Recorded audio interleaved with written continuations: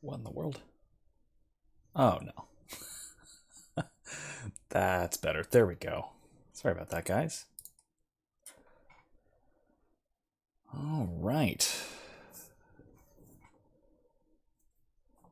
So, how is everybody? Just gonna wait around a little bit in here in the chat. I don't know how many of you guys have been keeping up with some of my what's going on? There we go.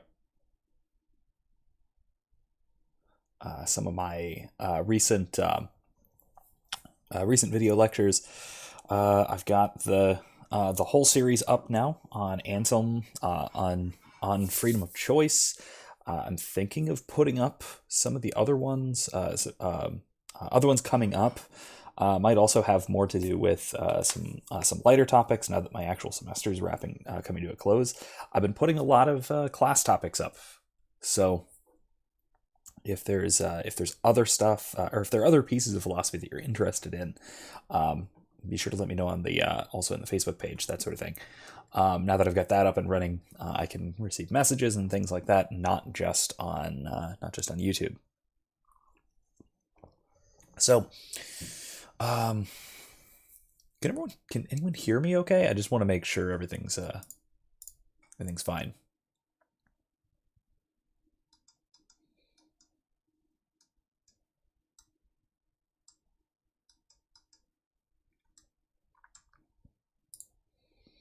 Whoops.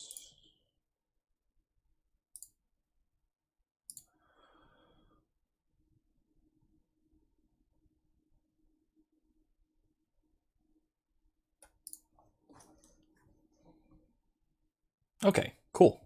Want to make sure. Awesome, fantastic. So, yeah, let's hang around for a little bit. But anyway, so just some channel updates. I decided to start doing this kind of thing just as a sort of distraction for everybody and as a kind of casual way to talk about some maybe interesting things. Red Dead is a cool game. Some of the folks in Same Posting in the group were interested in me in watching me play Red Dead, and maybe it's philosophically interesting. So maybe I can get some interesting thoughts going about the beginning parts of the game. Even if not, it's always a good game to play. So it's should be a fun time. Beyond that, things coming up. I've got a few. I have a few lectures sort of in the can already. I've got a couple on Plato. I got one where we're talking about what Plato thinks of you might say acting. Right? So play acting, playing a role, and the ethical importance of that thing. And I kind of want to tie it in with. I try and tie it in with gaming, whether that's tabletop RPGs, whether that's play acting, or whether that is playing video games. So look forward to that. That is probably coming up soon. Working on it. I've also got a few other things planned. What I might do is I might put up a list of potential topics on the Facebook page. So if you're following that, take a look and maybe see what things I might be planning on doing, and if there's anything particularly interesting, or if there's a series or a playlist that you want to see more of, let me know over there, and I will take that into consideration at least when I'm not preoccupied with class things and things that I need to do urgently. All right, so let's start over. Start a new game. I have played this all the way through. I've finished the game once. I just finished it just a few weeks ago. It's gratuitously long. If I do wind up playing this as a series on here, it'll be a long while. So yeah, it'll be a while. So this is going to be a mine for gaming for quite some time. If I want to do that, I might also jump around, play some different games if you guys want. Other stuff that might be philosophically interesting. Star Wars Knights of the Old Republic, either one or two. It's another candidate that's on there. Some people were wanting Skyrim, so maybe. I always like the Mass Effect and Dragon Age games, and those are always philosophically interesting. So those are just some thoughts. If any of those sound cool, like you might want to do, might want to watch, might be interested in me talking over, then by all means, I'll do one of those coming up. Sip of water. All right, so the other thing.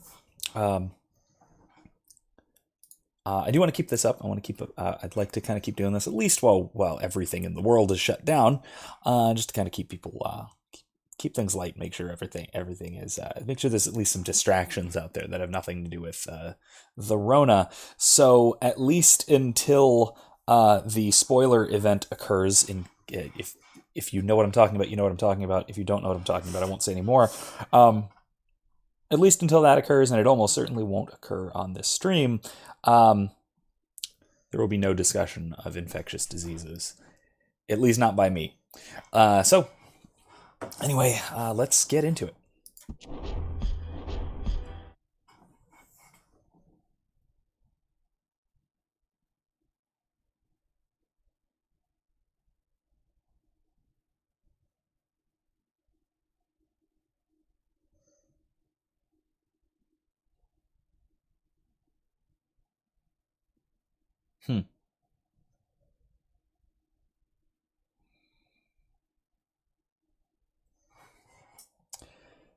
Are we hearing the in-game audio?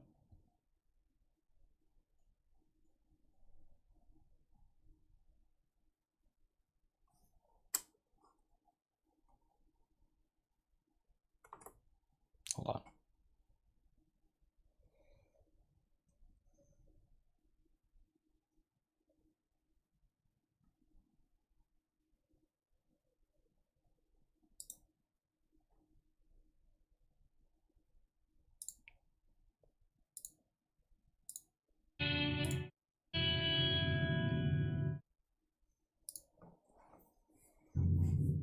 That's better.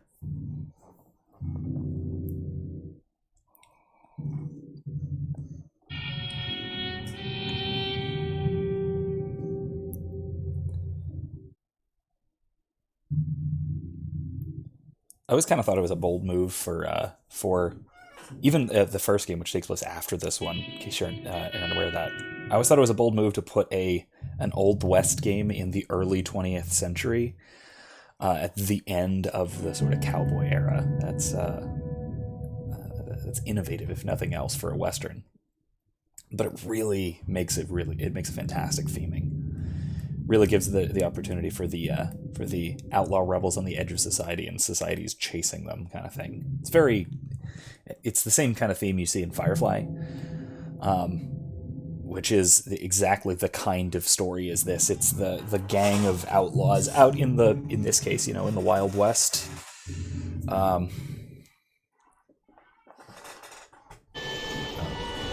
guys let me know if I start dropping frames and stuff.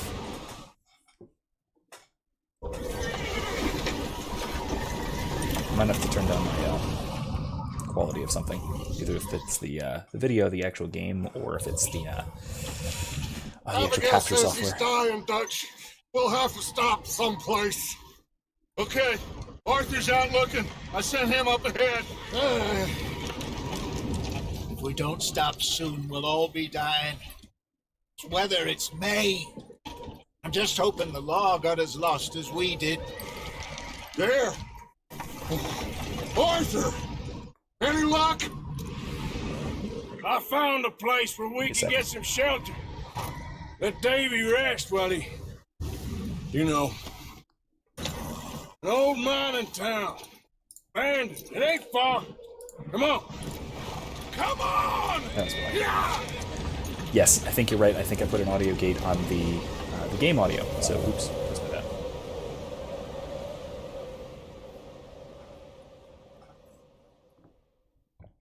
Is it still frozen? Damn it.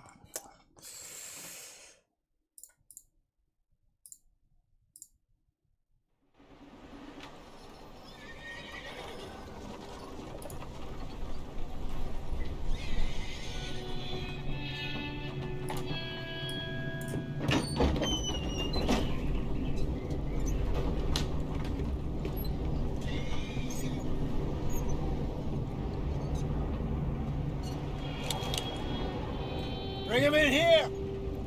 I think I fixed the audio in any case. That, at least for the game, that was my fault. That was a settings thing, and I was dumb. Is the video frozen?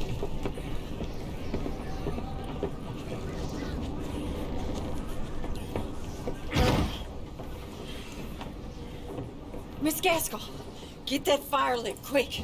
There. Miss Jones, bring in Better. whatever blankets we have. Mr. Pearson, see what we've got in terms of food. Davy's dead. There was nothing more you could have done. What are we gonna do? We need supplies. Well, first of all, you're gonna stay here, and you were gonna get yourself warm. So I was talking I sent early John on. and Mike scouting out ahead. Anybody feel free to just tell me to shut up at some Arthur point, and I are gonna ride out. so you can See listen if to we the, can find one of in-game them. dialogue Yes. and whatnot. But Just for a short think bit. I was half joking when I was talking about this with some people when I was talking about Listen. what game I might want to stream, Listen to me, and all you. people were thinking, Come on. well, what are the philosophical Now, we've themes had- of Red Dead Redemption? Right? a bad couple of you days. got the old west stuff, but my joke, my joking response was, well, there's a loved lot of themes Davey. of redemption and surprisingly also themes of Jenny. death, and here we see, Dawn, Matt, already they the might be game okay. begins with We don't know. like a third of the gang dying off we screen lost some folks. before the game even starts. Now, So if I you're could having to deal with the aftermath of myself that. You're having to deal with In the ground, moving in forward. their And stead, in Dutch's case, doing everything do to it. avoid gladly. death, everything to avoid But the gang falling we're gonna apart. ride out, and we're gonna find some food. Everybody, we're safe now. There ain't nobody following us through a storm like this one. And by the time they get here, well, we're gonna be long gone. You see the We've been through worse running than away this from threats before. like this. Mr. A Pearson, lot early on, especially, Miss Grimshaw, there's I need you questions to get turn this raised about place what into a camp. can be done We may be here to for a few avoid days. terrible things. Now, all And of you- that actually ties with the all of you- into the part 4 of Get yourselves warm. Anselm's on Freedom of Stay Choice, strong. because Ansem talks Stay about with me. what I kind of just point out We something ain't like the trolley done problem. yet. Come on, Arthur. You're stuck in a Alright. bad situation, and you have to make a choice. You have to make We the ain't run impossible into them yet. choice and do So, you they got a both choice must between have two headed down wrong the hill. things. Oh, hey, So I ain't had time to ask. once they're riding, once we're What really not, went down back not there having on a that conversation. boat? That's one of the things that kind We of want to miss talk you. about here with That's what happened. Come on. the problem of a moral dilemma Hey, when your you need only horses? options Oh, are yeah. bad Hey, options. Mr. Smith, get yourself indoors. You need to rest that hand. So come back to I'll that. live. Get indoors, son. Here we go. We need you strong. Okay.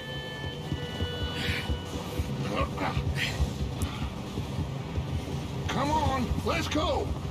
Ain't sure what we're gonna find out here, Dutch. We have to try. Stay close. We'll do our best to stick to the trail. This goddamn weather. Been 2 days or more like this now. Oh, it has to blow over soon. Dutch's iconic line, which we haven't really seen yet too much, is he's always telling Arthur and damn near everybody, he's got to keep faith, got to have faith, just got to believe, got to have faith in Dutch, in the plan, all of that. Very Careful over dedicated this bridge to knowing that there is a way through it, even if it doesn't seem like there is one. And there's two elements of that. There's the one element where we have the Hey, move up the alongside positive me. side, Can't see right? you back there. Can't believe we lost Where it's Davey, like- too. He's the last one, You, Arthur. No more. We need to get that those stick-to-itness, people right? warm This and this fed. ability to keep least at we it, don't need and to worry believe that there's a about way out of it, Peyton's tailing us is in the this. surest way of A couple more days. We'll actually be on the finding a other way side. through it. And you see that, You especially in need the to early help parts me here. pick the others If it back weren't up. for somebody like Dutch, You're the only one I can rely making on everyone to stay believe strong that, right now. that they're going to pull through We it, got like he's fire talking and about right shelter. now, right? That's a start. That they probably wouldn't have made it through. And now Arthur comes in practical. And what about the money? Please tell me you at least got the money before it all went to hell on that boat. We did. It's stashed with the rest of the money in town. It'll be safe for now. But we sure can't go back there to collect it anytime soon. Anyway, the negative side that someone of coming this towards us? from Dutch, right, is the negative side of this having faith, even if there's no reason for it, is when that turns south, when there isn't a way out of it, but you're committed to there being a way out, and trying so hard to find a way out that just isn't there, you're gonna wind up getting people killed in your attempts. Gentlemen, Perfect timing. I think so. Talking about Found a getting little people killed and homestead trying down to that find your way. way out of stuff. Okay. Micah shows Anyone up, home? and Sure. you'll very Place quickly is see if you place haven't with seen this light game, and played this game noise. before. Sounded like Micah's a the party. psychopath Let's go see. of the Follow group. me. He's the by any How's means Davey necessary doing? Well, you didn't kind of make guy it. who Nor is did little Jenny. constantly causing That's too trouble, bad. Davey was but a making real sure these fighter. things try to Both of work, them Cowser following boys Dutch's is, plan, but was, following yeah. it in maybe the wrong and way. Mac, Sean, We don't know. quite a business. And there's a lot of ethical considerations that we're going to have to talk about too as we go through. But I kind of want to go back to the sort of All right, Micah. the team dynamic of the gang, Ask him if he's with seen Dutch John. as the Have you seen the John, leader of the Micah? crew. But you also have you kind of have like the classical triumvirate, He hasn't seen him. the kind of Kirk, Spock, Picard, or the kind of not Picard, Kirk, Spock, McCoy kind of thing. I hope Mac And Sean you got- are still out there You have that somewhere. triumvirate, that trio in Dutch, Arthur, and Okay, go. you got it, Dutch, Arthur, and Hosea, which we barely met, the old man. You sure about this, Micah? Mr. Morgan, I never thought I would be so pleased to see your face. Been kind of lonely out here. Where's everyone else? You get the impression Old he's the mining sort camp of back up the hill. the wrench Huddled thrown around a into these fire, works, you waiting know. for Daddy to put food on the table. Said Micah it is. before, Whereas we the got three of them too many work. mouths to feed. They actually work Well, we together, got a few less and now, when they work so together you should be properly, happy. they can get stuff done. Because Dutch is the visionary, he's the leader, he's the one who sees the path. Right? Think it's He's going to see unreasonable where to things are expect going. others He's to going to do see a the way same? through it, even if it's not So, there. This house. Arthur speak is to the the people logical, there practical already? one. He is the one who, No. even in the Like story-wise, Dutch he's the one who told keeps us. track of the Look, money. but He's don't always talk to worried no about one. what are we going to do? Just How are we going to following keep everybody orders. safe? You He's know worried me. about the logistics I'm of a good things. boy. And then we got Hosea as the heart. Hosea is the one who's kind of keep everybody on the right track. He's the moral compass. How much further? Make sure Not that Dutch far. isn't going overboard. What does that mean? Make sure that Arthur's Not practical far. considerations don't completely take over. Thanks. So you got Dutch as the kind of Kirk, the kind of Captain Kirk, the swaggery, charismatic leader Oh, goddamn, this snow gets right to who's the bone. always trying to find a way forward, always trying to find a way through it. But then you've got the head and you've got the heart. You got Arthur, or Spock, he's that kind of figure. And you got the heart, which is Hosea, or Dr. McCoy, not me, Star Trek. You get this classic three-man Let's team, keep it down now, gentlemen. but then you also have Just Micah up thrown ahead. in, and that's where things get kind of crazy, and we can Let's see, keep two lie low on this. once we get to the homestead, we can see where exactly that goes horribly wrong, just in case it isn't obvious if that, if this maybe is a spoiler. Whoops.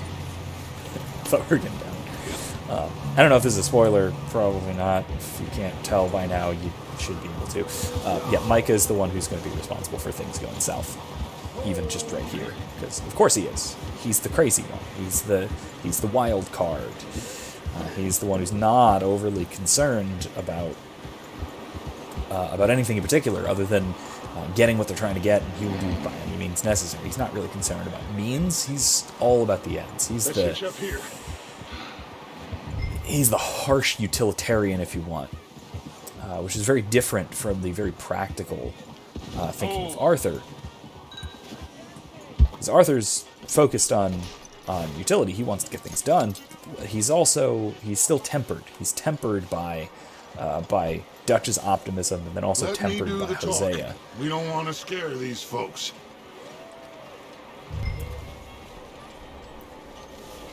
Someone's having fun in there. You two, get yourself out of sight. One lonely man is a lot less intimidating than 3 nasty-looking degenerates. Micah, hide behind that wagon.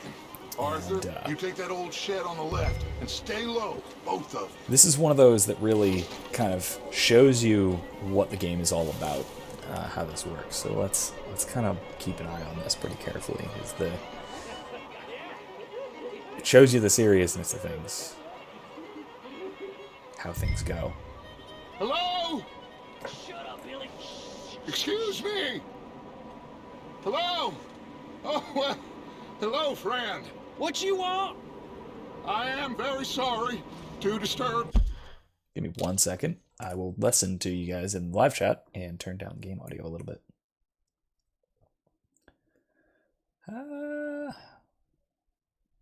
Here, let's try that. See how it is. If it's still too loud, then just let me know.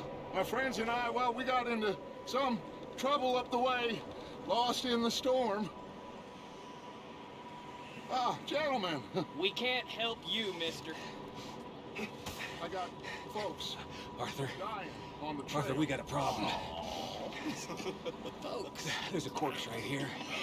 Now, I just Arthur, need some there's a cans body of food in the or wagon. something. I hear you. Just Gentlemen. See there, we got Micah immediately starts drawing his guns. And, of course, we see that, I mean, the game will turn out that you really have to, it turns into a firefight. Now, Do what you friend. want. I ain't asking for much. Let's go with this guy, Please. I am just in case. kind of desperate. Hey, I don't believe it. Come here, partner. Come here. It's goddamn Dutch Vanderlyn, you morons! Look out! And here we go.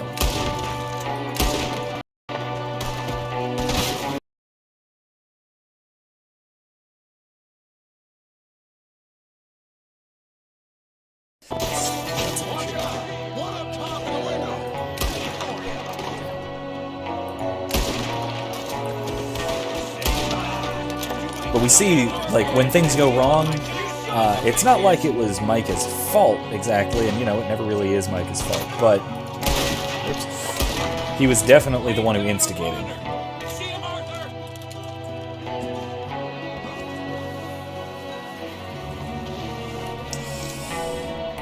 And that's kind of his role. That's his role in the gang, is to cause problems. Okay, that's weird that he was just kind of standing out there. Good shooting.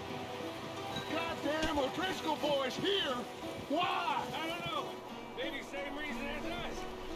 Micah, go bring the horses closer to the house. Arthur, let's go search the cabin. I am going to turn down quality a little bit, just so we can do that. Meanwhile, I did want to chat about moral dilemma here, right? You've got, you want to try and help somebody, right? You want to try and they're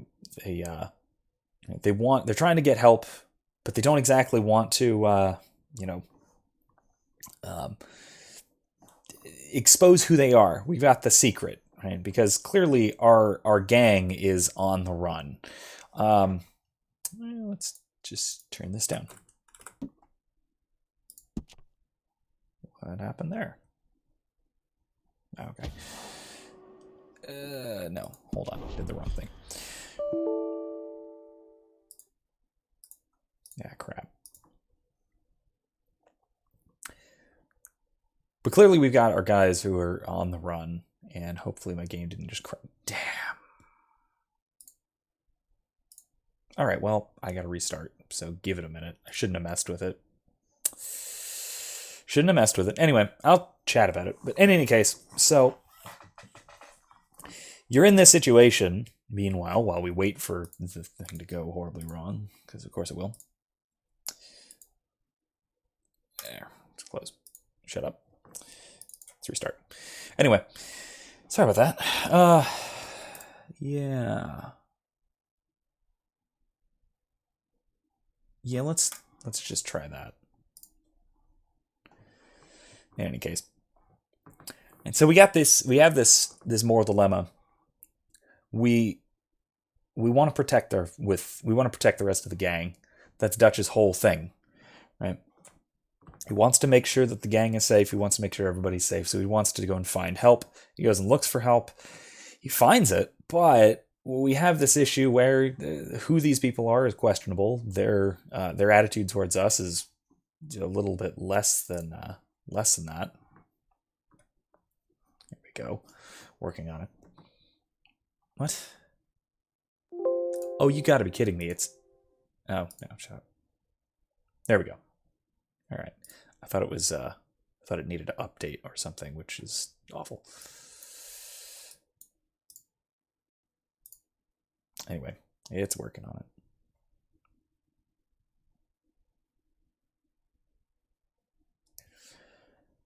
So what we're more or less faced with here in the situation we just saw, and I'm hopefully aren't going to have to run all the way through again because that'd be a pain, but it happens. Why is it small screen? You kidding me?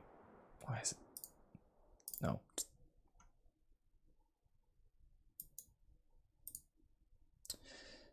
All right. Well, I am sure new at this, as it seems. Yeah, I'm about to quit. I'm working on it. Yeah, shut up. I'm just gonna run it in regular without the whole safe mode thing. I think that was the problem. Goddamn. Anyway, if this doesn't work, I will just default. I'm gonna default to starting Mass Effect 1, and to hell with any kind of any attempts at listening to what everybody wanted. If it doesn't work, then it doesn't work. I'll make it work.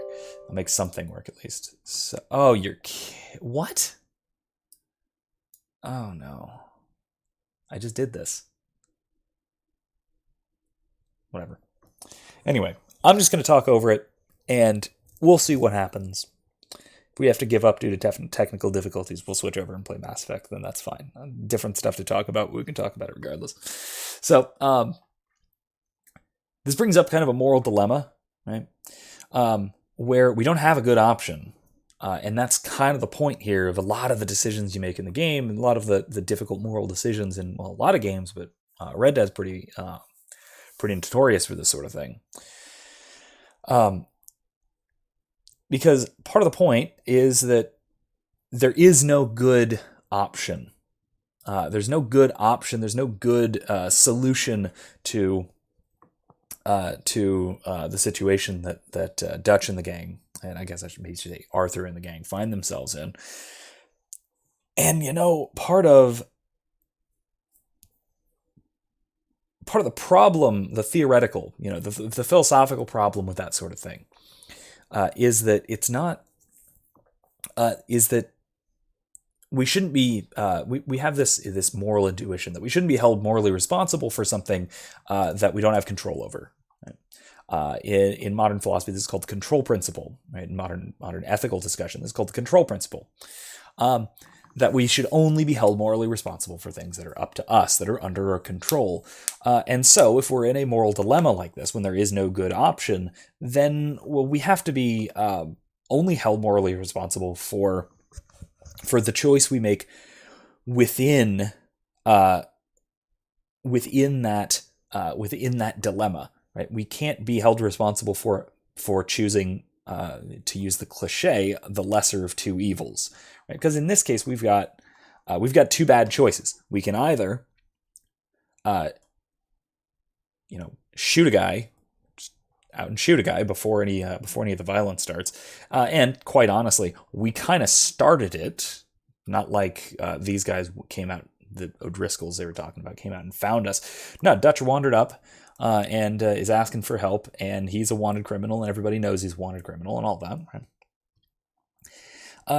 So when you start the situation, well, you can shoot the guy, or you can let all of your friends and your entire gang freeze to death in an old abandoned barn that doesn't have supplies, and everyone's going to either die of hunger, thirst, or exposure.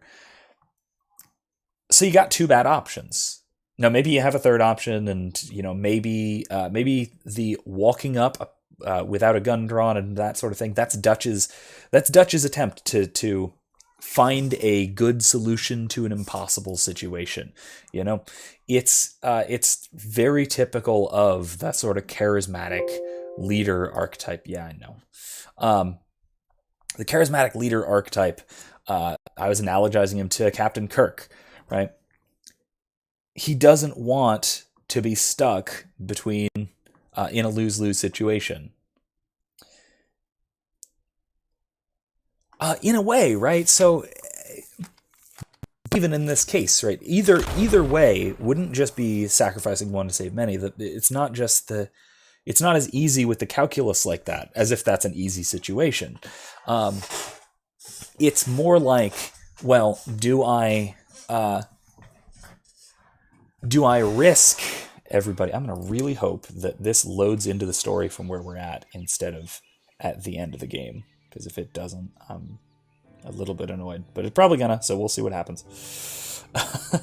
Right, but the moral dilemma is a lot more. It's even more complicated than that, rather than just something like a trolley problem where you've got to decide between saving one person or saving a bunch of people. It's more like, because in this case, right? So Dutch, Arthur, and Micah here, they have this obligation to care for the people who they care about, who depend on them. They have to protect this gang of people who are traveling together, this gang of outlaws. And outlaws or not, a lot of the people in here we find are maybe not innocent, but deserve a lot better than they get, probably, at least. And the leaders of the gang, particularly the three, the triumvirate I keep talking about. So Dutch, Arthur, and Hosea, plus Micah thrown in there. They've got a responsibility for these people. And so they can't just let everybody die, especially because they have taken on, they have made themselves responsible for everybody in that gang, responsible for keeping them safe, keeping them out of harm, and making sure they don't, die of exposure in the blizzard, that kind of thing. So they've got a pretty strong obligation in that case. I may need to start over. That's fine, I can just talk over the whole damn thing. I do. This is the end. Okay, near the end of the game. Fine. I'm gonna start over. Anyway, I'll just keep talking. In any case, we got that on the one hand. We have this moral responsibility that Dutch and the gang have to each other. But then we also have on the other side the responsibility of not imposing oneself on people, and more straightforwardly, not shooting people in the head. That's a pretty strong moral responsibility we've got. Especially don't start a fight in which you shoot several people in the head. Right? Those are sorts of things that normal, well-adjusted people ought not to do. You should not start a fight where that you're going to be shooting people unjustifiably. I can skip this because we already saw it. And I can skip this too. Can I? I can't skip this too. Okay. We'll see what I can skip. Oh yeah, I can. Cool. So you've got only bad options here. So you got option 1, which is let everyone die. We can't just do that. We got option 2, which is shoot a bunch of people. Go in and shoot the people who are in this homestead, who are probably sketchy folks, given that there's a corpse in a wagon, right? So that's bad option A and bad option B. We got Dutch, who tries to run it down the middle. Right? He tries to, if we're going to take it with the trolley problem kind of analogy, he tries to stop the trolley, despite that sort of being impossible from the outset. The difference, though, is that Dutch refuses to say that there is no better option. He's always going to be pushing for a better option, even when there isn't one. So this is some great foreshadowing going forward, because he's going to say, like, so I keep comparing him to Captain Kirk. I think it's a good comparison. So if you're familiar with Captain Kirk from Star Trek, from either the original series or the Kelvin timeline it's called, the reboot, whichever, doesn't matter. Same basic plot beat. In both cases, there's this test for Starfleet. It's supposed to be impossible. The Kobayashi Maru. Which is supposed to be a no-win situation. There's supposed to be no way out of it to win. The only goal is to survive and minimize casualties, at least in one version of it. Yeah, Kylie, yeah. That's the kind of idea, Jeff. That too, right? You know, you want to try and minimize harm. You want to shoot for the lesser of two evils. You want to shoot for the lesser tragedy. You want to.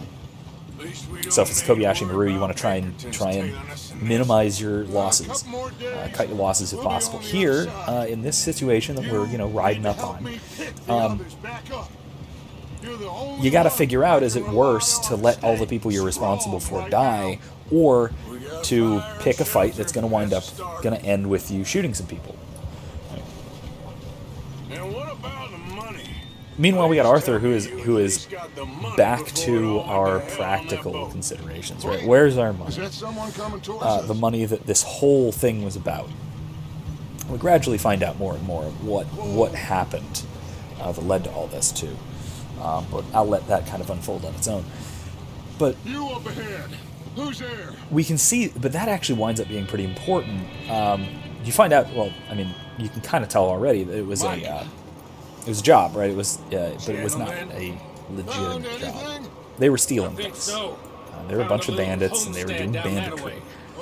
So, Anselm, I forget if this was the third or the fourth part of the lecture, but it was in one of them that I just posted. It was one of the ones that went up today. So it might have been the one that just premiered. So go back and watch that. To think this through. Anselm wants to say that, look, it's not that you're forced to do the wrong thing, right? Because you still make the choice. You still choose, in this instance, you still choose to shoot people in a fight that you and your friends started. You choose to shoot people instead of running back to your gang. You choose to shoot people instead of leaving them the hell alone. Right? All of this stuff. All of these things that could have been avoided. Right. Even once you're in the situation, if the choice is between letting people die and killing people unjustifiably, if it's unjustifiable, you still made the choice, and Anselm insists that you can be morally responsible for that choice. But what Anselm says is that you might not be morally responsible for being in that situation where you have to make that choice. Right? Now, in this case,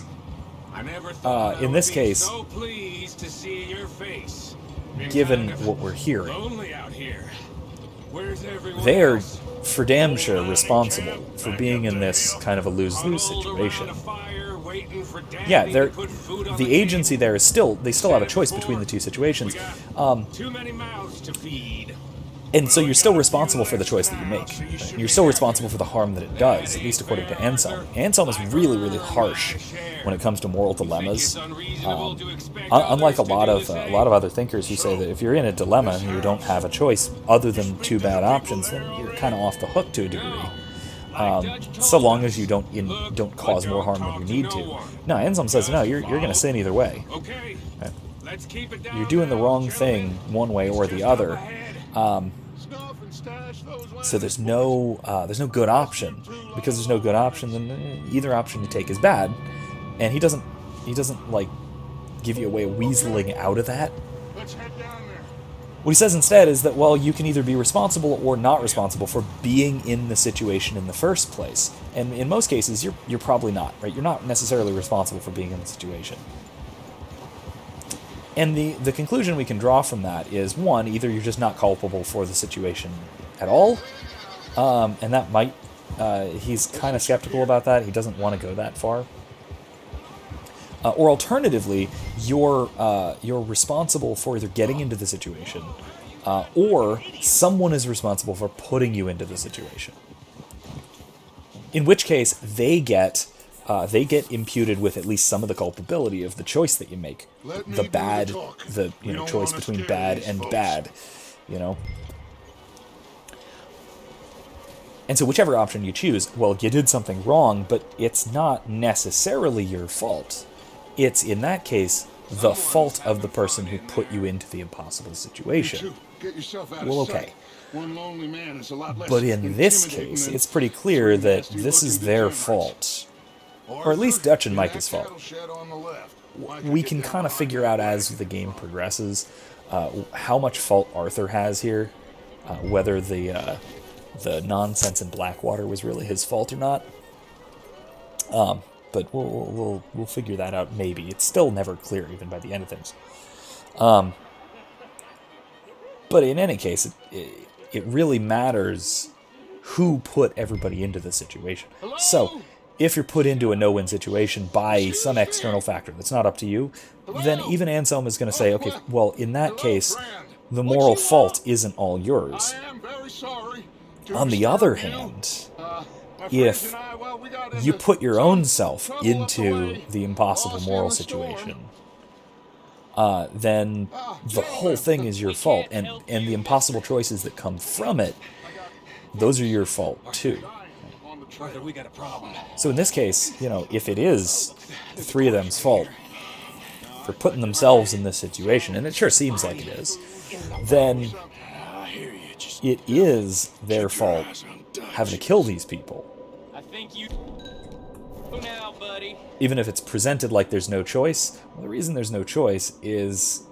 Now, friend. There we go. The reason there seems like there's no choice is because they put themselves in a situation where the only choices are bad choices. I am kind of desperate. Let's see how this plays. I don't believe it. Come here, partner. Come here. It's goddamn Dutch Van. Oop, shot his hat off.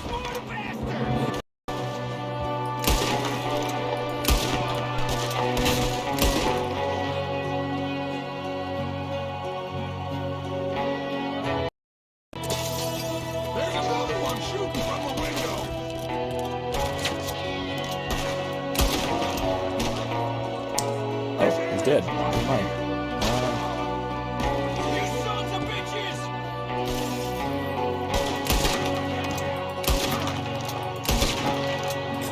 There we go.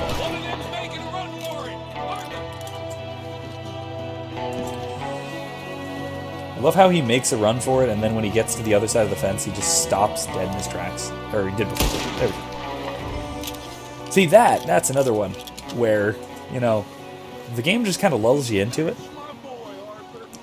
The game just kind of lulls you into chasing after a guy and shooting him in the back as he's running away. And that's... that really demonstrates the character of the gang in this game. But they're not good folks, at least not to begin with.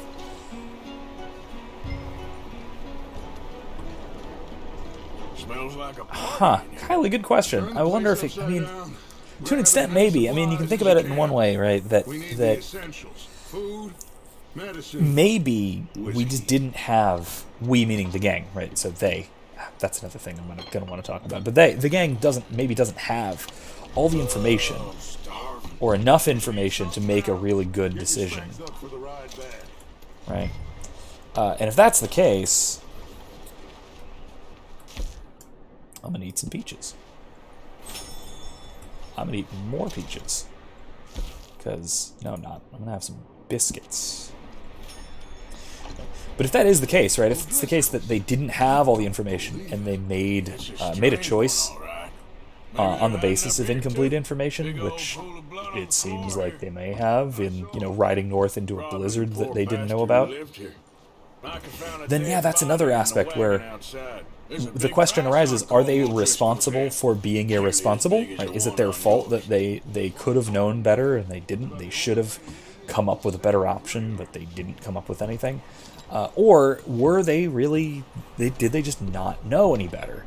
And because they didn't know any better, it's like they were put into this situation, and Dry, warm. so somebody else is Maybe move the women and Jack down here. Maybe. so somebody else is responsible ultimately, even if that's just chance, is responsible for putting him into the situation. So yeah, I think that's the responsibility of what they knew about and how that plays in. That's another important factor. Oh, Poor bastard was married too.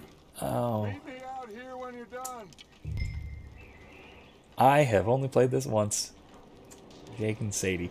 Yeah, we're that's gonna become relevant to the plot. Anyway.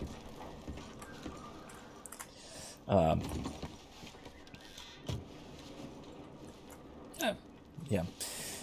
And here's the other thing. This is another minor point, but what's the moral significance of rifling through a dead person's belongings in a case like this, especially in a survival situation? Certainly there's the matter of hey, look, I got a cigarette card. Certainly there's the matter of necessity, right? The importance of, you certainly need this stuff more than the dead guy does. But at the same time, it's still somebody else's belongings, and is it still stealing if the call him the victim, if you want, is already dead? Or if we want to get into like specific legal theory, you've got the other question. Well, does death qualify as property abandonment? And which brings up the further question: can you abandon property involuntarily? If you can't maintain your ownership of property, does it pass out? Does it pass away from you? So if your car breaks down on the edge of the highway, and Just I'm give me working a on minute. it. Car breaks down on the edge of the highway, and you can't go back for it for whatever reason, and do you have a right, an ethical or a legal right to expect it to be there a year later? Tough call. At what point does property become abandoned? What do you need to do to abandon property? Can you just die? Or should we even be concerned about such things? Because these folks are already, like Kylie, like you said, we have other people to worry about, and then further, these people are already dead. They don't need the supplies for sure, right? But then further, not just that they don't need it, but the people who we're talking about here, Arthur and the gang, are already criminals. Arthur, go see if there's anything in that barn. Micah, I'm search going the to shoot you in cabin, the head. See what we missed. I'm quite literally going to shoot you in the head. Spoiler alert. No, actually, just wrong. Just kidding. Arthur does not shoot Micah in the head at some point. I got mixed up a little. Anyway, there are so many times when shooting Micah would just be just so tempting. Oh. Bastard shot my cousin. Bloody started. I'm gonna break your neck. You bastard. I'm hitting F. There. Now this guy just jumped me. Oh, did he now? Yeah, just stand there, Dutch. Don't, help or anything. He's very much the mentor figure who really just wants you to handle things yourself. Should I kill him? No. Not yet. Find out what they're doing here and where Colm is. Oh, this son of a bitch will talk. Where's Colm O'Driscoll? Yeah, likewise. Now, here's the other thing. What comes up? If you haven't played this and you don't know the story, I won't spoil it. But hopefully, we'll see what comes up, and that'll add some even more interesting moral character to the situation. Because things never stop getting more complicated in this game. I love that about it. Well, I would say it looks like you have this, Arthur. Do what you want with him, I don't care. But bring that horse when you're done. All right, and here we have the first actual moral choice of the game. Please, spare me. I played Arthur as honorable last time, and I'm pretty dedicated to playing him as honorable again, at least by the end. But I don't know if I'm dedicated to him starting off as an honorable sort of guy. Just let me go. Come on. Tough call. What do I want to do with this bastard? I won't I'll punch him. breathe. Shut up. We're making a decision here. Please. You'll never see me again. Well, with the foresight afforded with playing this game again, that is true. So I'm gonna let him go. Get the hell out of here. Go for it. Go. All right. And my gun. And my hat. The most important thing in the game. If Indiana Jones taught me anything.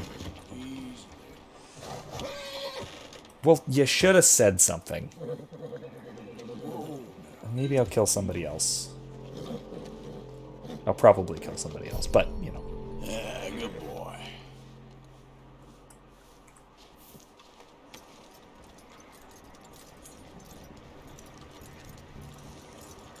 There is another, I mean, that's another thing that I really, that I like about the honorable way of playing this game, of Arthur being a good guy. There's, Yeah. Figured it makes the ending like so much more touching. That looks like a decent horse. You can keep him. You need to hitch him. He's already skittish. I mean, to be fair, I do use classes and now live streams as a way of weeding out potentially non-babysitters. Oh, well, look at that. Whoa, I found in the cellar. Why did he eat you? Leave her alone. I wasn't doing nothing. She's one of them O'Driscolls. No, she ain't, Michael. Look at her. Miss, are you... Fucking fool. And we see Micah being an idiot. Miss, So this complicates everything be okay. a lot, like I was we saying. mean you no harm. Miss. Come on. It'll be okay. We need to get out of here, and quick. Come on now. Oh. You okay, miss? They came 3 days ago. And my husband, Miss, you are safe now. And you can't stay here. You come with us. Arthur. Miss, it's okay. We're bad men. We ain't them. It's okay. Get on. We'll keep you safe until you figure out what you want to do. What's your name, miss? Miss Adler, Adler. Sadie Adler, Mrs. He was my husband.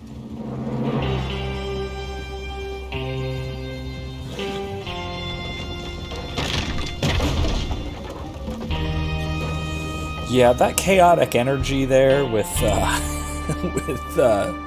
with Micah, it's more than just it is far more than just who the hell is John Marston doing in here? Well, all right, welcome, John. I hope you're enjoying the wolves Micah at the found moment. a homestead, but he weren't the first. Colm O'Driscoll and his scum, they beat us to it. We Yeah. found some of them there, but there is more about. Yeah, we see Micah here being the Thank you. That's the last the thing chaotic we got, Dutch. element. If Well, we're it is being what it nice, is. We found Blood and Cinders, yeah, some supplies, yeah, blankets, definitely. a little bit You of could food, definitely say that. and this The poor soul, Mrs. Adler, Miss Tilly, Miss you see him Hammond, also warm her not up, take the give her blame. a drink or something. Notice in there. And That's Mrs. Adler, that's another one of it'll be those okay. bits where You're safe Dutch, now. They to an turned extent, her it's one of his into a best widow. qualities. Animals. I figured you. I need some yeah. rest. Well, we'll Haven't see you. slept in We'll see you 3 soon, days. John. We'll catch You're up with over you in a here. bit. Miss O'Shea will show you the way. Mr. Morgan. I'm sure we'll at least we wait put till you in a morning or room so, over here. though, so you can Thank you, have some Mr. fun with your puppies. Mr. Bell, you're with the fellas over there. In any case, though, no, it's so. That's actually, I think, one of Dutch's interesting and probably best qualities that still manages to bite him in the ass a few times. That he is absolutely will go to bat for any member of his gang at any time without question, and that even includes Micah. The trouble comes along once we have conflicts within that group, within the gang. If that ever does happen, then Dutch Ain't been is seen kind of in at a days. loss. He starts ain't going let it. nuts. You know. He's strong, and he's smart. Strong at Um, least. Hello, Arthur. Abigail? Arthur, Hey, look. how you doing? And now we find out you're missing. Just fine, Abigail. And you? Oh yeah. And I need you- that is, like I said, that's one of the I'm best sorry, things I'm about sorry to Dutch, ask, but- Yes, in little terms of John. like being He's got both a good himself character, caught good in a interesting scrape character, but again. then Ain't also been seen in two. being a good person. There's that 2 that days. loyalty Your there, John will be fine. I mean, fierce he may loyalty be there. as dumb as rocks and as dull as rusted iron, but that ain't changing because If got he caught in is a some cult leader, snowstorm. Please go take a he's look. sure as hell believes Javier? what he's selling. Javier, will you ride out with Arthur to take a look for John? And yeah, that's it. It's not just You're keeping the the peace two between best his big gang, but men he'll we've stand got. up to anybody, Now? even She's... whether that's other members of the gang, whether pretty that's worried O'Driscoll's, about whether that's I know. Pinkertons, for his gang. The situation were reversed. And we'll see it later on. He looked for me. You see the same thing Thank in you. reverse. Because of that loyalty, the gang sticks together. And you're right, he doesn't just keep the peace, but he keeps the gang together. He keeps John was headed up the river. cohesion. For all we know, And that's what keeps people alive. We have this kind of cooperation that we see. We see an honor among like thieves that. even. Wouldn't be the first time. So yeah, there's a lot to that. That's I think really one of my favorite parts about Dutch's character that really turns on him around the like second and third act. After Guarma, if you've played before. Really, that's when.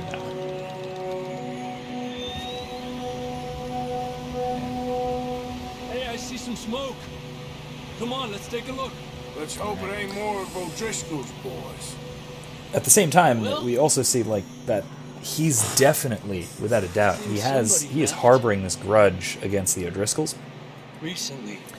and there is a lot of issues there. You know, and it causes all sorts of problems throughout, even right now. There's some tracks leading to the river. It's causing problems because, well, now we've got a feud going on when we're trying just to survive. But then also, it winds up leading to Dutch. See, they continue up that way. Winds up leading to Dutch. How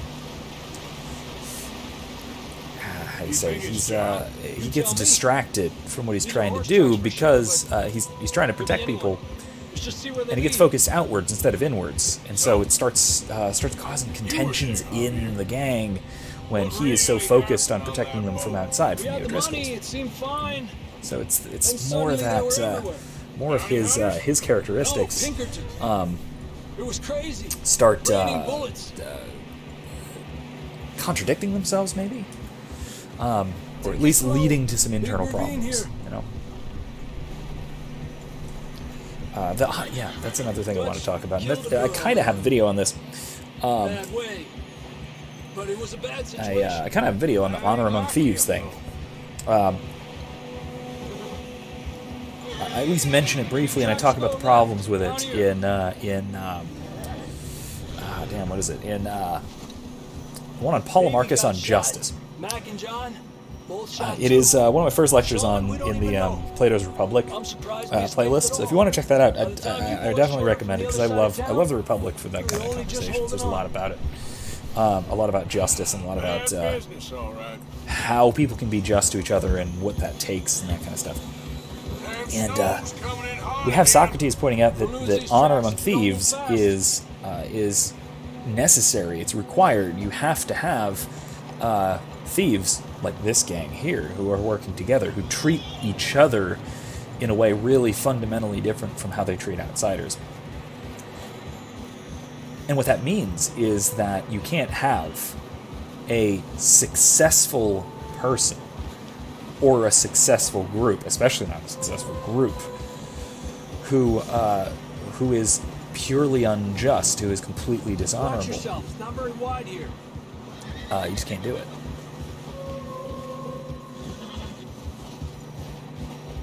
Oh, Blood and Cinders. In terms of Come on. Horse struggling. in terms of when the unlawful option's the better option, I don't know about this. maybe it depends what you mean. You know, Let's push on a little bit. Maybe we'll pick up the trail again. let me put it this way. These folks, they have the option of turning themselves in. Right? All of them, the whole gang. They can just turn themselves in and you know, you can maybe say pay for your crimes. You see that? That's an option. I mean, it's not presented in the game as an option, but it is an option. They could, hypothetically, do that. They could John was just... riding that horse when we left Blackwater. Sorry, John. Let's see if he can hear us. Yeah, that wasn't going to cause an avalanche or anything. And that would, I think, so turning themselves in, like I said, would be the lawful option if we're really going to be... if we're really going to be strict about it, that'd be the lawful option, right? But at the same time, it's probably not the best option for anybody involved. It's not the best option for the gang. Definitely, that's obvious. It's not the best option for anybody who depends on them. So each other, people who are. Who knows Okay, what's fine. up ahead? It's not the best option for any of the less guilty people. Any of the women and children, women and child. I guess there's only one child, but whatever. Make sure it's shiny. It's totally not shiny, but I don't have... Oh, no, it's shiny. It's perfectly shiny. Look at that. Anyway, it's not the best option even for people who are going to punish him. And so for Pinkertons, for law enforcement, for sheriffs, for really anybody, not necessarily. I mean, maybe they are harmed in turn for the harm they've done. And that's nice. Okay, fine. Justice is served if you want to think of it that way. Sure about this? But it's not the best option for anybody in Coming from particular. this way. The only way you can justify it would be it's the best for society, Be careful. or maybe it's preventing them from doing any harm in the future.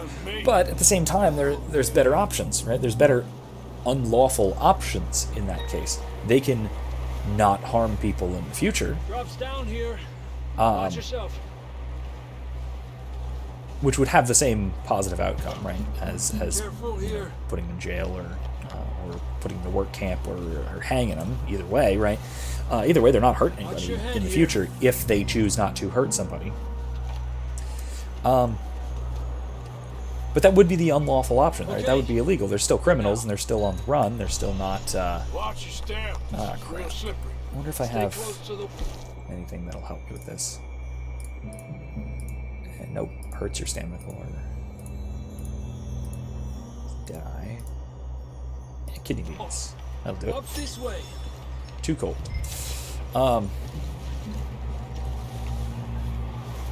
Oop, I don't want to jump off the cliff. Gap here. But anyway, yeah, I think that That sounds closer now. Come on. that you can have unlawful options We're that coming, are John. better for any given person or anybody involved than the strictly lawful options. And in a case like that, that tells you that either the law has to be unjust or it has to be misapplied. Dang, it's cold. And in this case, it would be misapplied if the gang were really intending not to hurt anybody. If they were, if they were seeking redemption to steal the title of the game, right? like presumably Arthur is by the end. Marston, Right. you hear me? If that is the case, then executing him would be the wrong thing to do, even if it would be the legal thing. So the law there is either misapplied or unjust. Now, to go to that video, right? To go to the one I was talking about, Polemarchus on justice. He tends to point out. So Socrates points out to Polemarchus, one of his interlocutors in the dialogue from the Republic, that that harming one's enemies, even if it is in response to harm they've done, and so the principle of justice called expiation, or if you want to be crude, payback, or retributive justice. You don't look so good. I don't feel too good. That fundamentally can only harm people. It cannot help people. I'm freezing. So essentially, we have a system of justice where the idea is recompensatory or restorative. So now each of those may have their own separate problems. But if we look at Plato's arguments, and, as put forward by Socrates, we see that he makes this argument to Polemarchus. Polemarchus is kind of the military guy who has the military ethic. He wants to help those who are friends and harm those who are enemies. Help the just and harm the unjust. However you want to put it. Wolves. I'm gonna have to shut up in a minute because I'm gonna have to shoot some folks. Or not folks, wolves. And these bastards are fast. So, but in any case, check that out. Check out that video, and if in general, check out the first book of the Republic, because Plato there has some fascinating moral insights that are. Yeah, damn it, I don't have slugs. Fascinating moral insights that are.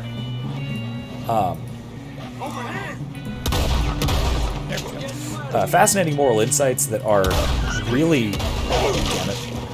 I'm gonna have to shut up. That are not commonly expounded by really about anybody. And there we go, done. Okay, that was fun. Okay, let's get going before any more of these bastards show up. Anyway, so my point being that Socrates here points out that there is a tension between wanting to do justice to the unjust, right? To punish those who do wrong, and wanting to do justice by doing what is best for everybody involved. Let's stay close. We don't want anyone else getting lost. And we'll probably look at some of these too, like as we go through the game. There are going to be plenty of situations where I think I could point out where Got bit by a dog. Died. An hour later. I could point out where cases where we have the choice between doing the right thing and doing the lawful thing. And they're even presented as choices in the game on occasion. Not often. Usually it's just kind of assumed that you're going to do the right thing rather than the lawful thing. Get the hell out of here! Get out! More coming in on the left! Aléjate. Get out of here! Or you can just kick them over.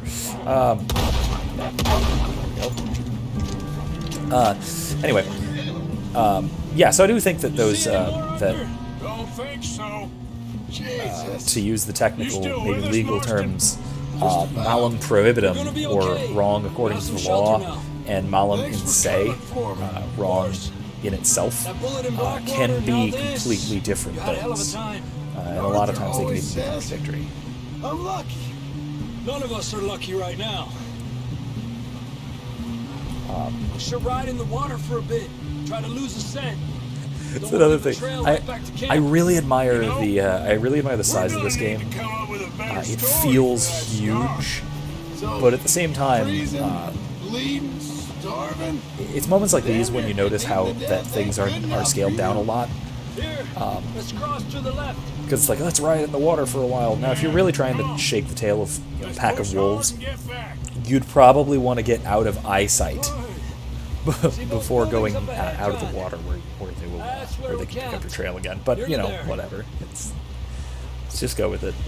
Let's just go with it.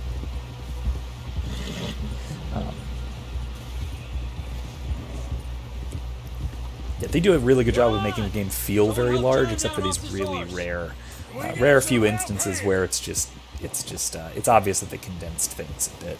It made some things unrealistically small. We get some help.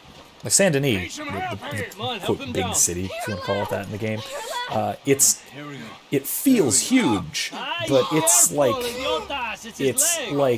Come on, let's get you more. maybe the size Thank you both. of like This is a new low. it's the size of a small town, really. Thank you, Arthur. It's got Thank you. tallish Any buildings. other lost maidens need saving? Not today. If you and Dutch. This is talk Hosea, about it, we're by gonna the get way. out of this. Not with the Just glasses. discussing That. with Herr Strauss when the weather breaks. Suppose we'll have to keep heading east. He's the sort of heart of the gang, if you want. That's civilization. I know. The west is where our problems are worse. Come on, Herr Strauss. Let's get warm. Thank you, Mr. Morgan.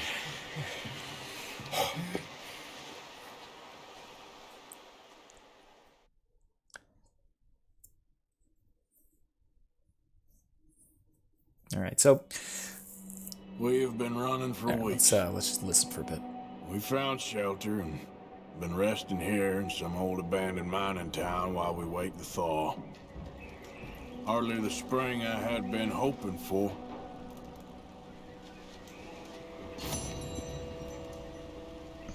So what now, I'm gonna move my microphone cord so I'm not making such noise. Anyway, yeah. So I was talking about Honor Among Thieves, and what Socrates and Polemarchus have to say about it. So Socrates makes this argument that you need to have honor among thieves if anybody's going to be even remotely successful, and you can see it, right? You can see it here, that the gang has to work together. They got to be just and honorable to each other, even if they're bastard-coated bastards with bastard filling when it comes to anybody else in the world. And what's intriguing about that is it shows that you can't be pure evil. You can't just do the wrong thing. You can't be unjust in total and be successful about it. You can't do it. It's self-contradictory. You're going to wind up being betrayed. You're going to wind up being it being impossible to actually get anything done. What about you, Arthur? You doubting me too? Never. Good. Because you know me, son. I'm just getting started. Yeah. Once we get some money, well, Here's that good they old better Dutch. send some good men after us, because they ain't never gonna find us. But we need money. Of course, Dutch. Thank you, son, for your strength. It means a lot to me.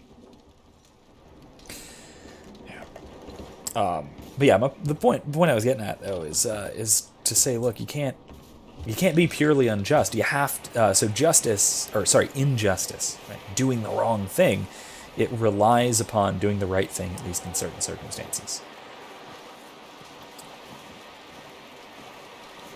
Tremors. Huh. All right.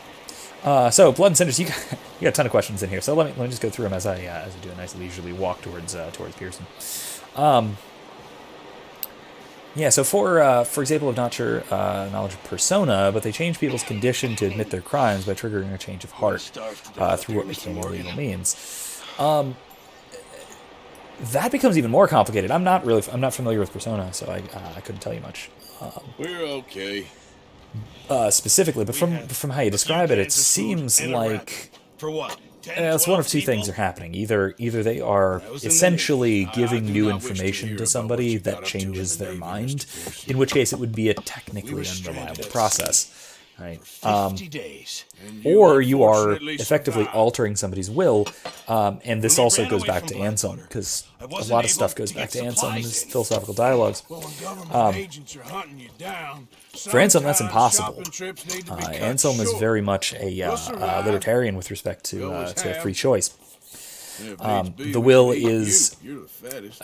what's the term? I It's sent Lenny in for inviolable. hunting and they found Right? The nothing. will is Lenny's more into is book learning than hunting.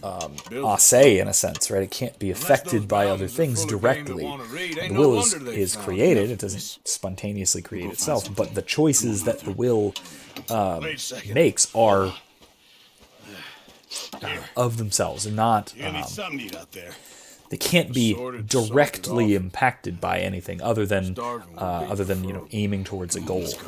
You can't. So if something like that is happening, it would mean that it's that the new information of the brainwashing, whatever it is, right, it would be giving new information to whoever is making this decision to repent, if you want to call it that, to redeem themselves, to admit to what they were doing, whatever it is. But if it is possible, right? So that what it would be doing is it would be effectively I can't use it, and you'll have to. eliminating the person's personhood to an extent. Every animal for miles around. Does that have anything to do with why it's called persona? I actually don't know. Is it are there questions raised about whether this way. this has an effect on someone's personhood or their agency? I'm wondering if that might have something to do with the theming for it. Again, I'm not super I'm okay. familiar with the game, so I couldn't tell you. Stupid mistake. Or the game series, I guess. Feel bad? It'll be fine in a day or two. Meanwhile, if you want to let me know about that, I'd be happy to keep talking about it. I'm always fascinated by action theory and libertarian free will and all that. Fine. Tutorial level. Anyway, so Blood and Cinders. The next thing you're also saying, so in situations, say punishing the wicked for personal gain is bad if it helps society in some way. I mean, if we're to take Socrates at his word, and quite frankly, if we're to take Christ and the Gospel of Matthew seriously at his word, then we'd have to say that punishing the wicked for any reason, whether for personal gain or for the benefit of society, is ultimately going to be self-destructive. It's ultimately not going to be the right thing to do, because it is directly harming somebody rather than benefiting somebody. Now, if we're going to justify it, as Aquinas does later on, by what's called the principle of double effect. If you're not familiar with it, it's that you can pursue morally neutral ends, or even ends which will lead to harm in some way, if the action itself is either morally neutral or morally good, and the end you're aiming at is good.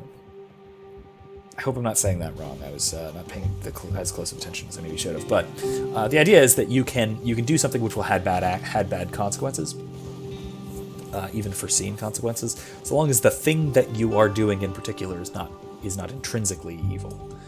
So as long as it's not murder, you can punish the wicked as long as it is for the sake of helping, for the sake of some other good that you're aiming at. In this case, protecting society from a dangerous element, something like that. And as long as there's no less harmful way of doing so.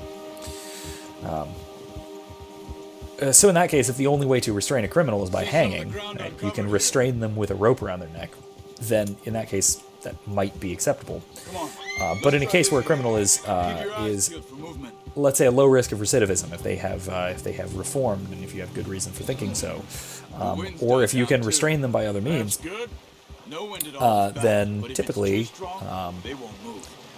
legal theory which depends on, why am I whispering? Damn it, Javier, he's got me whispering. Yeah, that's Javier, right? Charles, that's Charles. I forgot who I was walking with.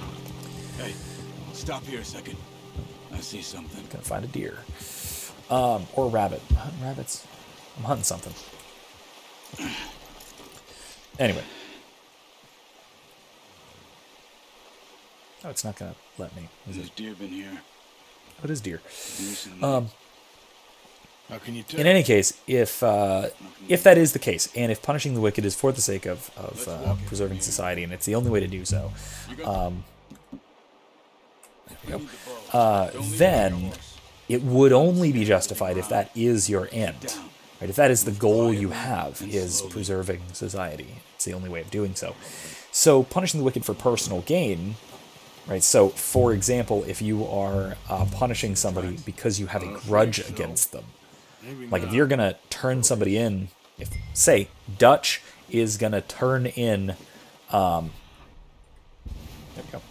Dutch wants to turn in Colm O'Driscoll because he's got a personal grudge against him.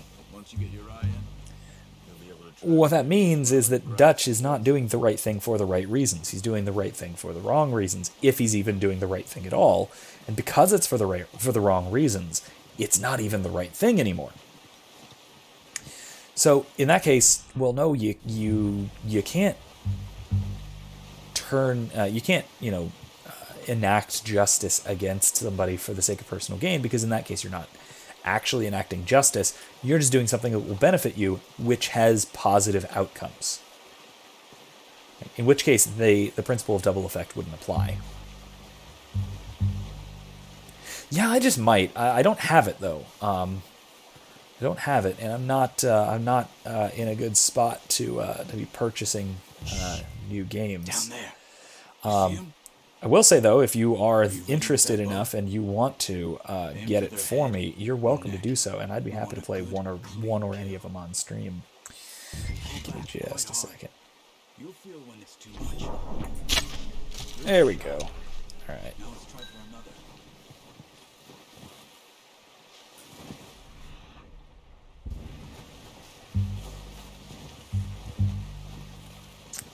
What was the other one anyway? Yeah, I have heard good things about Persona. What's the most recent one's 4, right? I think, and if that I've heard good things about 3 and 4. I've heard barely anything about the older ones. I know they came out a good long time ago. Who and where am I tracking? Ah, there we go. That one. I assume that Charles is going to do the skinning over here, because I'm sure not. At least not yet. Here we go. PC. I do almost all of my gaming on PC. The newest console I have is a Wii U. So, come on. There we go. Well done. I wonder if I can get this one too. I think that's all we can carry. Damn. Okay, you pick up one, I'll get the other. You sure your hand's okay? Oh crap! I It'll be can't fine carry once I get it 3, on my can I? shoulder. Oh, I have to go over and kill it, don't I? Well, Go grab the other one. oops. The horses won't be able to carry any more. F's in the chat, boys. Oh, 5. I forgot about 5. All right. Let's see. I'll guess I'll hit this one.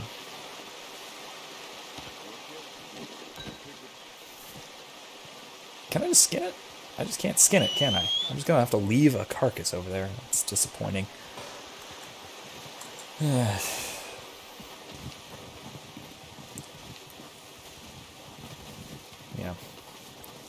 But if you are interested in gifting it to me, my Steam ID is Vince of America, all one word. So if you want to, I will not say no, and I will very strongly consider adding it to the queue if you want in terms of streaming. Come on. Okay.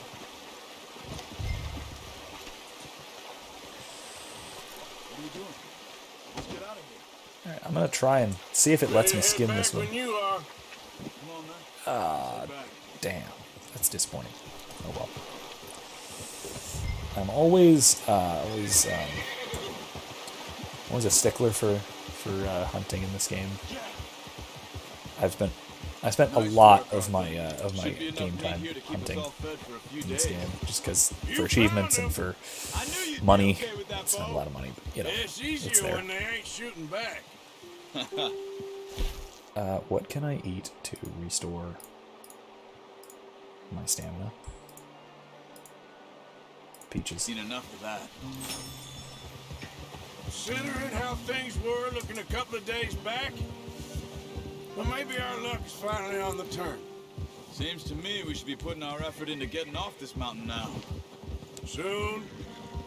People are still weak, and well, you've seen how snowed in those wagons are. They ain't going nowhere until we get some more thaw. You're probably right. And even if we do get off here, what then? Still have a big price on our heads. This is a big country. We'll find somewhere to lie low. Dutch and Jose will have a plan.